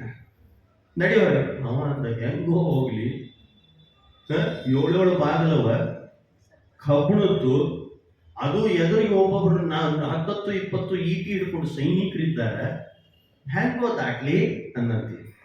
ಮತ್ ಕೃಷ್ಣ ಅಂದ, ಹೆಂಗ ಅಂತ ಕೇಳಬೇಡ, ನನ್ನನ್ನು ಎತ್ಕೊಂಡು ಹೊರಗೆ ಹೋಗ್ತೀನಿ ಅಂತ ಬೇಡ್ಕೋ ಸಾಕ. ಕೃಷ್ಣ ನಿನ್ನನ್ನು ಹೊತ್ಕೊಂಡಿನಿ, ಹೊರಗೆ ಕರ್ಕೊಂಡು ಹೋಗ್ಬೇಕು ಅಂತಿದ್ದೀನಿ ಅನ್ನಂತ. ತತ್ ಕಾಲದಲ್ಲಿ 7 ಬಾಗಿಲ ತೆಗೆದು ಅಂತ. ಈಟಿ ಇದ್ದ ಹಿಡ್ಕೊಂಡು ಕೂತ ಸೈನಿಕರು ಹಿಂಗೇ ಸ್ಟೆಚು ಅಂತಾರಲ್ಲ, ಹಿಂಗೇ ನಿಂತಿತ್ತು. ಕಬ್ಬಣದ ಬಾಗಿಲು ತೆಗೆದಿದೆ, ಸೈನಿಕರು ಈಟಿ ಹಿಡ್ಕೊಂಡು ಸ್ಟೆಚು ಆಟ ಆಡ್ಕೊಂಡು ನಿಂತಾರೆ. ಕೃಷ್ಣನನ್ನು ಹೊತ್ತುಕೊಂಡ ವಸುದೇವ ಸರಳವಾಗಿ ಹೊರಗೆ. ಆಮೇಲೆ ಏನ್ ಮಾಡ್ಲಿ ಅಂದ, ಮತ್ ಕೃಷ್ಣನ ನದಿ ದಾಟುತ್ತ ಕಣ್ಣು ತೆಗೆದು, ನದಿ ಹೆಂಗ್ ಓದಾಟ್ಲಿ? ಒಂದು ದೋಣಿ ಇಲ್ಲ, ಬೋಟ್ ಇಲ್ಲ, ಹರಿಲಿತ್ತು ನದಿ, ನಾ ಹೇಗೆ ಓದಾಟ್ಲಿ? ಅಯ್ಯೋ ಹಾಗೆ ಅಂತ ಕೇಳ್ಬೇಡ್ವೋ, ನನ್ನನ್ನು ಹೊತ್ಕೊಂಡು ನಾ ದಾಟ್ತೀನಿ ಸಂಕಲ್ಪ ಮಾಡು. ಕೃಷ್ಣ ನಿನ್ನನ್ನು ಕರ್ಕೊಂಡು ಹೋಗ್ತೀನಿ. ತತ್ಕಾಲದಲ್ಲೇ ನದಿ ಇಬ್ಬಾಳಾಗಿ ದಾರಿ ಬಿಡುತ್ತಂತ. ನೋಡಿದ್ರೆ ಹೇಗೆ ಮಧ್ಯ ದಾರಿಗೆ ಹೋಗಿದ್ದಾನೆ, ಮಧ್ಯ ದಾರಿಗೆ ಹೋಗಿದ್ದಾನೆ. ಅತಿ ನದಿಯ ಮಧ್ಯದಲ್ಲಿ ನಿಂತಿದ್ದಾನೆ. ಧೋತ್ ವಸುದೇವ ಅಂತ ಛತ್ರಿ ಮರ್ತು ಬಂದ್ಬಿಟ್ನೆಲ್ಲೋ ಅನ್ನೋದು. ಕೃಷ್ಣಂದ ಮರ್ತು ಬಂದದ್ದು ಹೇಳಬೇಡ, ಛತ್ರಿ ಬೇಕಲ್ಲ ಅಂತ ಬಯಸು ಸಾಕು. ತತ್ಕಾಲದಲ್ಲೇ ಬೇಕು ಅಂತ ಬಯಸಿದ ಶೇಷ ಛತ್ರಿ ಆಯ್ತು. ಹೇಗಿದೆ ಅದಕ್ಕೆ ಪಾಸಿಟಿವ್ ಥಿಂಕ್ ಮಾಡು. ಹೊತ್ಕೋತೀನಿ ಅಂತ ಹೇಳು, ಹೊರಗೆ ಕರ್ಕೊಂಡು ಹೋಗ್ತೀನಿ ಅಂತ ಅನ್ನು, ಎತ್ಕೊಂಡು ಹೋಗ್ತೀನಿ ಅಂತ ಅನ್ನು, ನದಿ ದಾಟ್ತೀನಿ ಅಂತ ಅನ್ನು, ಛತ್ರಿ ಬೇಕು ಅಂತ ಕೇಳು, ಎಲ್ಲ ಬರ್ತದೆ. ಇದೇ ಪಾಸಿಟಿವ್, ಇದೇ ಮೋಟಿವೇಶನ್ ಅಲ್ವೇ. ಶ್ರೀಕೃಷ್ಣನನ್ನು ಹೊಚ್ಚಿಕೊಂಡು ಕೃಷ್ಣ ಎತ್ಕೊಂಡು ಮೇಲೆ ಅಲ್ಲಿ ಕರ್ಕೊಂಡು ಹೋದ. ಹೇಳಿದ್ ನನ್ನ ಕೃಷ್ಣ, ಈಕಿ ಅಮ್ಮ ಮಲಿಗಾಳಲ್ಲ, ಈಕಿ ಪಕ್ಕದಲ್ಲಿ ಬರೋದು, ಆಕಿ ದಾಟೋಳು, ಆಕಿನ ಕರ್ಕೊಂಡು ಹೋಗ್ಬೋದು. ನೋಡಿ ಎಂಥ ಕೆಲಸ ವಸುದೇವನಿಗೆ, ಎಂಥ ಇದು ಯಾರಿಗೂ ಸಿಕ್ಕಿರ್ಲಿಕ್ಕಿಲ್ಲ. ಇಂಥ ಕೆಲಸ ಯಾರಿಗೂ ಸಿಕ್ಕಿರ್ಲಿಲ್ಲ. ಎಂಥ ಸೇವೆ. ದೇವಿಯನ್ನು ಎತ್ಕೊಂಡ, ಕೃಷ್ಣನ ದೇವರನ್ನು ಎತ್ಕೊಂಡು ಬರಬೇಕಲ್ಲ. ಎಂಥ ಚಮತ್ಕಾರ, ಎಂಥ ಪವಾಡ ಕೃಷ್ಣಂದು, ಎಂಥ ಮಹಿಮೆ. ಹೋಗುವಾಗ ಹೆಂಗೆ ಯಾವ್ಯಾವ ತೆಗೆದು ನಿಂತಿದ್ವಲ್ಲ ಬಾಗಿಲ ದಾರಿನ, ಹಂಗ ಈಗಿನ ಕರ್ಕೊಂಡ್ ಬರುವಾಗ ಹಂಗ ತೆಗ್ದಿತ್ತು. ನದಿ ದಾಟಿದ್ರ ನದಿ ಜೋಡಣೆ ಆಗ್ತದ. ಒಂದೊಂದು ಬಾಗಿಲ ದಾಟ್ಕೋತ ಬಂದ್ರೆ ಒಂದೊಂದು ಬಾಗಿಲ ಹಾಕಿ ಅಲ್ಲಿದ್ದ ಸೈನಿಕರು ಎಚ್ಚರ ಆಗ್ತಿದ್ರಂತ. ಒಳಗೆ ಬಂದು ಕಡಿಕೆ ಆ ತಾಯಿಯ ಪಕ್ಕದಲ್ಲಿ ಮಲಗಿಸಿದರೆ, ಯಾವಾಗ ದೇವಿಯನ್ನ ಬಿಟ್ಟು ಹೊರಗೆ ಬಂದ, ಹಿಂದೆ ಬಿಟ್ಟ ಬೇಡಿ ಮೈ ಬಂದ. ಯಾವಾಗ ಕೃಷ್ಣನನ್ನು ಇಳಿಸ್ತೀವಿ, ಯಾವಾಗ ಕೃಷ್ಣನನ್ನು ಹೊತ್ಕೋತೀವಿ, ಬೇಡಿ ಬಿಡ್ತದ. ಯಾವಾಗ ಕೃಷ್ಣನನ್ನು ಇಳಿಸಿ ಬಿಟ್ಟು ಬರ್ತೀವಿ, ಬೇಡಿ ಹಿಡ್ತದೆ. ಎಲ್ಲಿ ತನಕ ಪುರಾಣ ಕೇಳ್ತೀರಿ ಅಲ್ಲಿ ತನಕ ಆರಾಮಿರ್ತೀರಿ. ಯಾವಾಗ ಪುರಾಣ ಬಿಡ್ತೀರಿ, ಬೇಡಿ. ಹಂಗ ಕೇಳ್ಬಿಡ್ಬೇಡ್ರಿ. ಇದು ಕೃಷ್ಣ. ಇನ್ನು ಕೃಷ್ಣಾವತಾರ ಮುಂದೆ ಹೋಗಬೇಡ್ರಿ. ಇಲ್ಲೇ ಲಕ್ಷ ಸಂದೇಶಗಳನ್ನ ಕೃಷ್ಣ ಅವತಾರದ ಕ್ಷಣದಲ್ಲೇ ಕೊಡ್ಲಿಕ್ಕೆ ಪ್ರಾರಂಭ ಮಾಡ್ತಾನೆ. ಅದು ಕೃಷ್ಣಾವತಾರದ ಮಹಿಮೆ. ಇನ್ನೊಂದಿಷ್ಟು ಕೆಲವು ವಿಷಯಗಳನ್ನ ನಾಳೆ ದಿವಸ ಕೃಷ್ಣ ಅವತಾರದ ಚಿಂತನೆಯನ್ನ ಮಾಡಿ 9ನೇ ಸ್ಕಂದ ಅಲ್ಲಿ ಸ್ಪಷ್ಟವಾಗಿದೆ. ಸೂರ್ಯವಂಶ, ಚಂದ್ರವಂಶ, ಭಾರ್ಗವ, ರಾಮ, ಪರಶುರಾಮ, ದತ್ತಾತ್ರೇಯ ಅವತಾರ. ಇವತ್ತು ಅಲ್ಲೆಲ್ಲ ದತ್ತಾತ್ರೇಯ ಅವತಾರ ಮಾಡ್ತಾರೆ. ಅವ್ರು ಮಾಡಿರ್ತಾರಪ್ಪ ದತ್ತಾತ್ರೇಯ ಅವತಾರ. ಅದು ಒಂದಿಷ್ಟು ಸಂದೇಶವನ್ನು ನಾಳೆ ಎಷ್ಟಾಗ್ತದೋ ಅಷ್ಟು ಕೇಳಿಕೊಂಡು ಭಾಗವತದ ಈ ಜ್ಞಾನ ಕಾರ್ಯವನ್ನ ಗುರುಗಳಾದ ಪಂಚಮ ಪರ್ಯಾಯ ದಿವಸ ಒಂದು ಸ್ವಲ್ಪ ಪರ್ಯಾಯದ ಚಿಂತನೆ, ಅಂದ್ರೆ ಪರ್ಯಾಯ ಮಾಡಿದ ಪರಮ ಗುರುಗಳ ಚಿಂತನೆಯನ್ನು ಮಾಡಲೇಬೇಕು. ಸಾಮಾನ್ಯರೇನಲ್ಲ ಗುರುಗಳು ಅಂತ ಹೇಳಿದ್ರೆ, ಎಲ್ಲರೂ ತಮ್ಮ ಗುರುಗಳನ್ನು ಹೇಳ್ತಾರೆ. ಆದ್ರಿಂದ ಗುರು ಸ್ಮರಣೆಯನ್ನು ಹೇಳಿದ್ದೇನೆ. ಡೇ ಎಲ್ಲ ಕ್ಷಣ ಮಾಡಬೇಕು. ಪರಮ ಪೂಜ್ಯ ಪಂಚಮ ಪರ್ಯಾಯ ಮಾಡಿದ ಪರಮ ಪೂಜ್ಯ ವಿಶ್ವೇಶ ತೀರ್ಥರು ಅವರನ್ನ ನಮ್ಮ ಯಾವ ಜನ್ಮದ ಪುಣ್ಯನೋ ನಮ್ಮ ತಂದೆ ಮಾಡಿದ್ರು ಅನ್ನಿಸ್ತದೆ. ನಾನಂತರೂ ಮಾಡಿಲ್ಲ. ನನಗಂತೂ ಸಿಕ್ತು ಭಾಗ್ಯ. ಒಂದು 5 ವರ್ಷಗಳ ಕಾಲ ಸತತ ನಾನು ಅವ್ರ ಜೊತೆಯಲ್ಲಿದ್ದೆ. ಒಂದು ಕ್ಷಣ ಬಿಟ್ಟಿಲ್ಲ. ನಾನು ಬೆಳಗ್ಗೆ ರಾತ್ರಿ ಜೊತೆಯಲ್ಲೇ ಇರ್ತಿದ್ದೆ. ಸುಮಾರು ನಿಮ್ಮ ಗಮನದಲ್ಲಿ ಇದೆಯೋ ಇಲ್ವೋ, ಉಡುಪಿ ಪ್ರಾಂತ್ಯ ಇದೆಯಲ್ಲ, ದಕ್ಷಿಣ ಕನ್ನಡದ ಪ್ರಾಂತ್ಯ, ಏಪ್ರಿಲ್ ಮೇ ಟೈಮಲ್ಲಿ ನಮ್ಮ ಗುರುಗಳ ಸಂಚಾರ ಅಲ್ಲೇ ಇರ್ತಿತ್ತು. ಅವಾಗ ಏಪ್ರಿಲ್ ಮೇ ಟೈಮ್, ಅವಾಗೆಲ್ಲ ನಾವು ನಾಗ ಪೂಜೆ, ಭೂತಾರಾಧನೆ ಅಲ್ಲೆಲ್ಲ ಜಾಸ್ತಿ ಸ್ವಲ್ಪ ಅವಾಗೆಲ್ಲ ದಕ್ಷಿಣ ಕನ್ನಡದಲ್ಲೆಲ್ಲ. ನಾನು ಸ್ವಾಮಿಗಳ ಜೊತೆಯಲ್ಲೇ ಇರ್ತಿದ್ದೆ. ಆದ್ರಿಂದ ಅವರಿಗೆ ಅವ್ರದೊಂದು ಸ್ವಭಾವ, ಗಾರು ಹೋಗ್ತಿದ್ರೆ ಕಿಟಕಿ ತೆಗೆಯೋ ಹಾಗಿಲ್ಲ. ಅಂದ್ರೆ ಆ ಗಾಳಿ ಆಗ್ತಿದ್ದಿಲ್ಲ ಅವ್ರಿಗೆ. ಭಾರಿ ಸೂಕ್ಷ್ಮ. ಅಷ್ಟೇ ಅಲ್ಲ, ಒಳಗೆ AC ಹಾಕೊಂಡ್ರೆ AC ಆಗ್ತಿದ್ದಿಲ್ಲ. AC ಆಗಲ್ಲ, ನೆಗಡಿ ಬಂದ್ಬಿಡ್ತಿತ್ತು. ಗಾಳಿ ಹಿಂಸೆ ಕೊಡ್ತಿತ್ತು. ಯಾಕಂದ್ರೆ ಗಾಳಿ ಹೊಡಿತು ಅಂದ್ರೆ ಕಿವಿಗೆ. ಆದ್ರಿಂದ ಕಿಟಕಿ ತೆಗಿತಿದ್ದಿಲ್ಲ, AC ಹಚ್ತಿದ್ದಿಲ್ಲ. ಪಕ್ಕದ ಸೀಟೇ ಕಾರ್ ಒಳಗೆ ನಾನು ಸೀಟ್ ತಳಗೆ 2 ಪಂಚೆ ಇಟ್ಕೊತಿದ್ದೆ, 3 ದೋತ್ರ. ಅಂದ್ರೆ ಅವ್ರು 2 ಟೈಮ್ ಸಿಕ್ಕರೆ ಚೇಂಜ್. ಅಂದ್ರೆ ಇಡೀ ಸ್ನಾನ 4-5 ಸಲ ಸ್ನಾನ ಇತ್ತು. ಒಟ್ಟು ಶಕೆ ಸುಮಾರು 40-42 ಡಿಗ್ರಿ ಇರ್ತಿತ್ತಲ್ಲಿ ದಕ್ಷಿಣ ಕನ್ನಡದಲ್ಲಿ. ಉಡುಪಿ ಪ್ರಾಂತ್ಯ ಮಾಮೂಲಿ ಸಮಯದಲ್ಲೇ ಬಿಸಿಲು ಜಾಸ್ತಿ. ಅಂಥದ್ದು ಏಪ್ರಿಲ್ ಮೇ ಅಲ್ಲಿ ಇರ್ತಿದ್ರು ಗುರುಗಳು. ನಾವು ಜೊತೆಯಲ್ಲೇ ಹೋಗ್ತಿದ್ವಿ, ಕಾರ್ಯಕ್ರಮ ಹೋಗ್ತಿದ್ವಿ, ಬರ್ತಿದ್ವಿ. ಗಮನಿಸರಿ, ನಾನು ಅವಾಗ ಗುರುಗಳನ್ನು ಈಗ ಮುಡ್ತಿದ್ದೆ. ಯಾಕೆ ಅಂದ್ರೆ ಒಂದು ಹನಿ ಬೆವರು ಅವ್ರ ಶರೀರದಲ್ಲಿ ಇರ್ತಿದ್ದಿಲ್ಲ. ಒಂದು ಹನಿ ಬೆವರು ಇದು ಯಾರ ಲಕ್ಷಣ ಗೊತ್ತೇನು? ಮಹಾಭಾರತ ತಾತ್ಪರ್ಯ ನಿರ್ಣಯದಲ್ಲಿ ಮಧ್ವರು ಹೇಳುವ ವಿಷಯದಲ್ಲಿ ಯಾರಿಗೆ ಬೆವರಿಲ್ಲ ಅಂದ್ರೆ ದೇವತೆಗಳಿಗೆ ಬೆವರಿಲ್ಲ. ದೇವತೆಗಳಿಗೆ ಬೆವರು ಬರಲ್ಲ. ಅದಕ್ಕೆ ದೇವತೆಗಳು ಮನುಷ್ಯರ ಕಂಡ್ರೆ ಹಿಂಸೆ ಪಡ್ತಾರೆ. ಹೇ ವಾಸನೆ ಅದು ಅಂತ, ವಾಸನೆ ಬಂದು ಅಂತ ನಮ್ಮನ್ನು ಬೈಟ್. ನಾವು ಎಷ್ಟು ಸ್ಮೆಲ್ ಸ್ವಚ್ಛ ಇದ್ರು ಸ್ಮೆಲ್ಲರ್. ಅದಕ್ಕೆ ದೇವತೆಗಳಿಗೆ ಎರಡವರು, ಒಂದು ಕಣ್ಣು ಬಿಳಿಸಲ್ಲ, ಇನ್ನೊಂದು ಶರೀರದ ಮೇಲೆ ಬೆವರಿಲ್ಲ. ಇದು ಸುಮ್ಮನೆ ಹೇಳಿದ್ದಲ್ಲ, ಮಹಾಭಾರತ ತಾತ್ಪರ್ಯದಲ್ಲಿ ಮಧ್ವರು ನಿರೂಪಣೆ ಮಾಡುವಾಗ ಬೆವರಿಲ್ಲದ ಶರೀರ ಅಂದ್ರೆ ದೇವತೆಗಳು, ಬೆವರಿದ್ದ ಶರೀರ ಅಂದ್ರೆ ಮನುಷ್ಯರು. ದುರ್ಗಂಧ ನಾವು, ಸುಗಂಧ ಅವರು. ನಾನು 5 ವರ್ಷಗಳ ಕಾಲ ಗುರುಗಳ ಒಟ್ಟಿಗೆ ಸಂಚಾರ ಮಾಡಿದರೆ ಒಂದು ಬಾರಿ ಒಂದು ಹನಿ ಬೆವರು ಅವರ ಶರೀರದಲ್ಲಿ ಕಂಡಿಲ್ಲ. ಇನ್ನೇನು ಹೇಳಿ?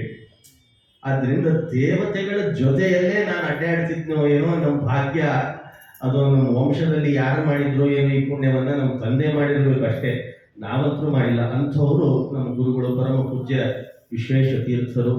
ಅವರ ಅಂತರ್ಗತರಾದ ತೊರವೇಗಲ್ಲಿ ರಾಯರು, ಅವರ ಅಂತರ್ಗತರಾದ ಮುಖ್ಯ ಪ್ರಾಣದೇವರು, ಅವರ ಅಂತರ್ಗತರಾದ ಲಕ್ಷ್ಮೀ ಸಹಿತನಾದ ಶ್ರೀನಿವಾಸ, ತದಭಿನ್ನನಾದ ಭಾಗವತ ಪ್ರತಿಪಾದ್ಯನಾದ ಪರಮಾತ್ಮನ ಅವತಾರದ ಚಿಂತನೆ ರೂಪ ಅಂತ ಹೇಳಿದ್ರೆ ಮೊದಲು ಪರಶುರಾಮ, ತದಭಿನ್ನನಾದ ಪರಮಾತ್ಮನ ರೂಪ ಅಂದ್ರೆ ಭಾರ್ಗವರಾಮ, ತದಭಿನ್ನನಾದ ಪರಮಾತ್ಮನ ರೂಪ ಅಂದ್ರೆ ವೇದವ್ಯಾಸ, ತದಭಿನ್ನನಾದ ಪರಮಾತ್ಮನ ರೂಪ ಅಂದ್ರೆ ಈಗ ಅವತಾರ ಮಾಡಿದ ಪೂಜ್ಯ ಶ್ರೀ ಕೃಷ್ಣ.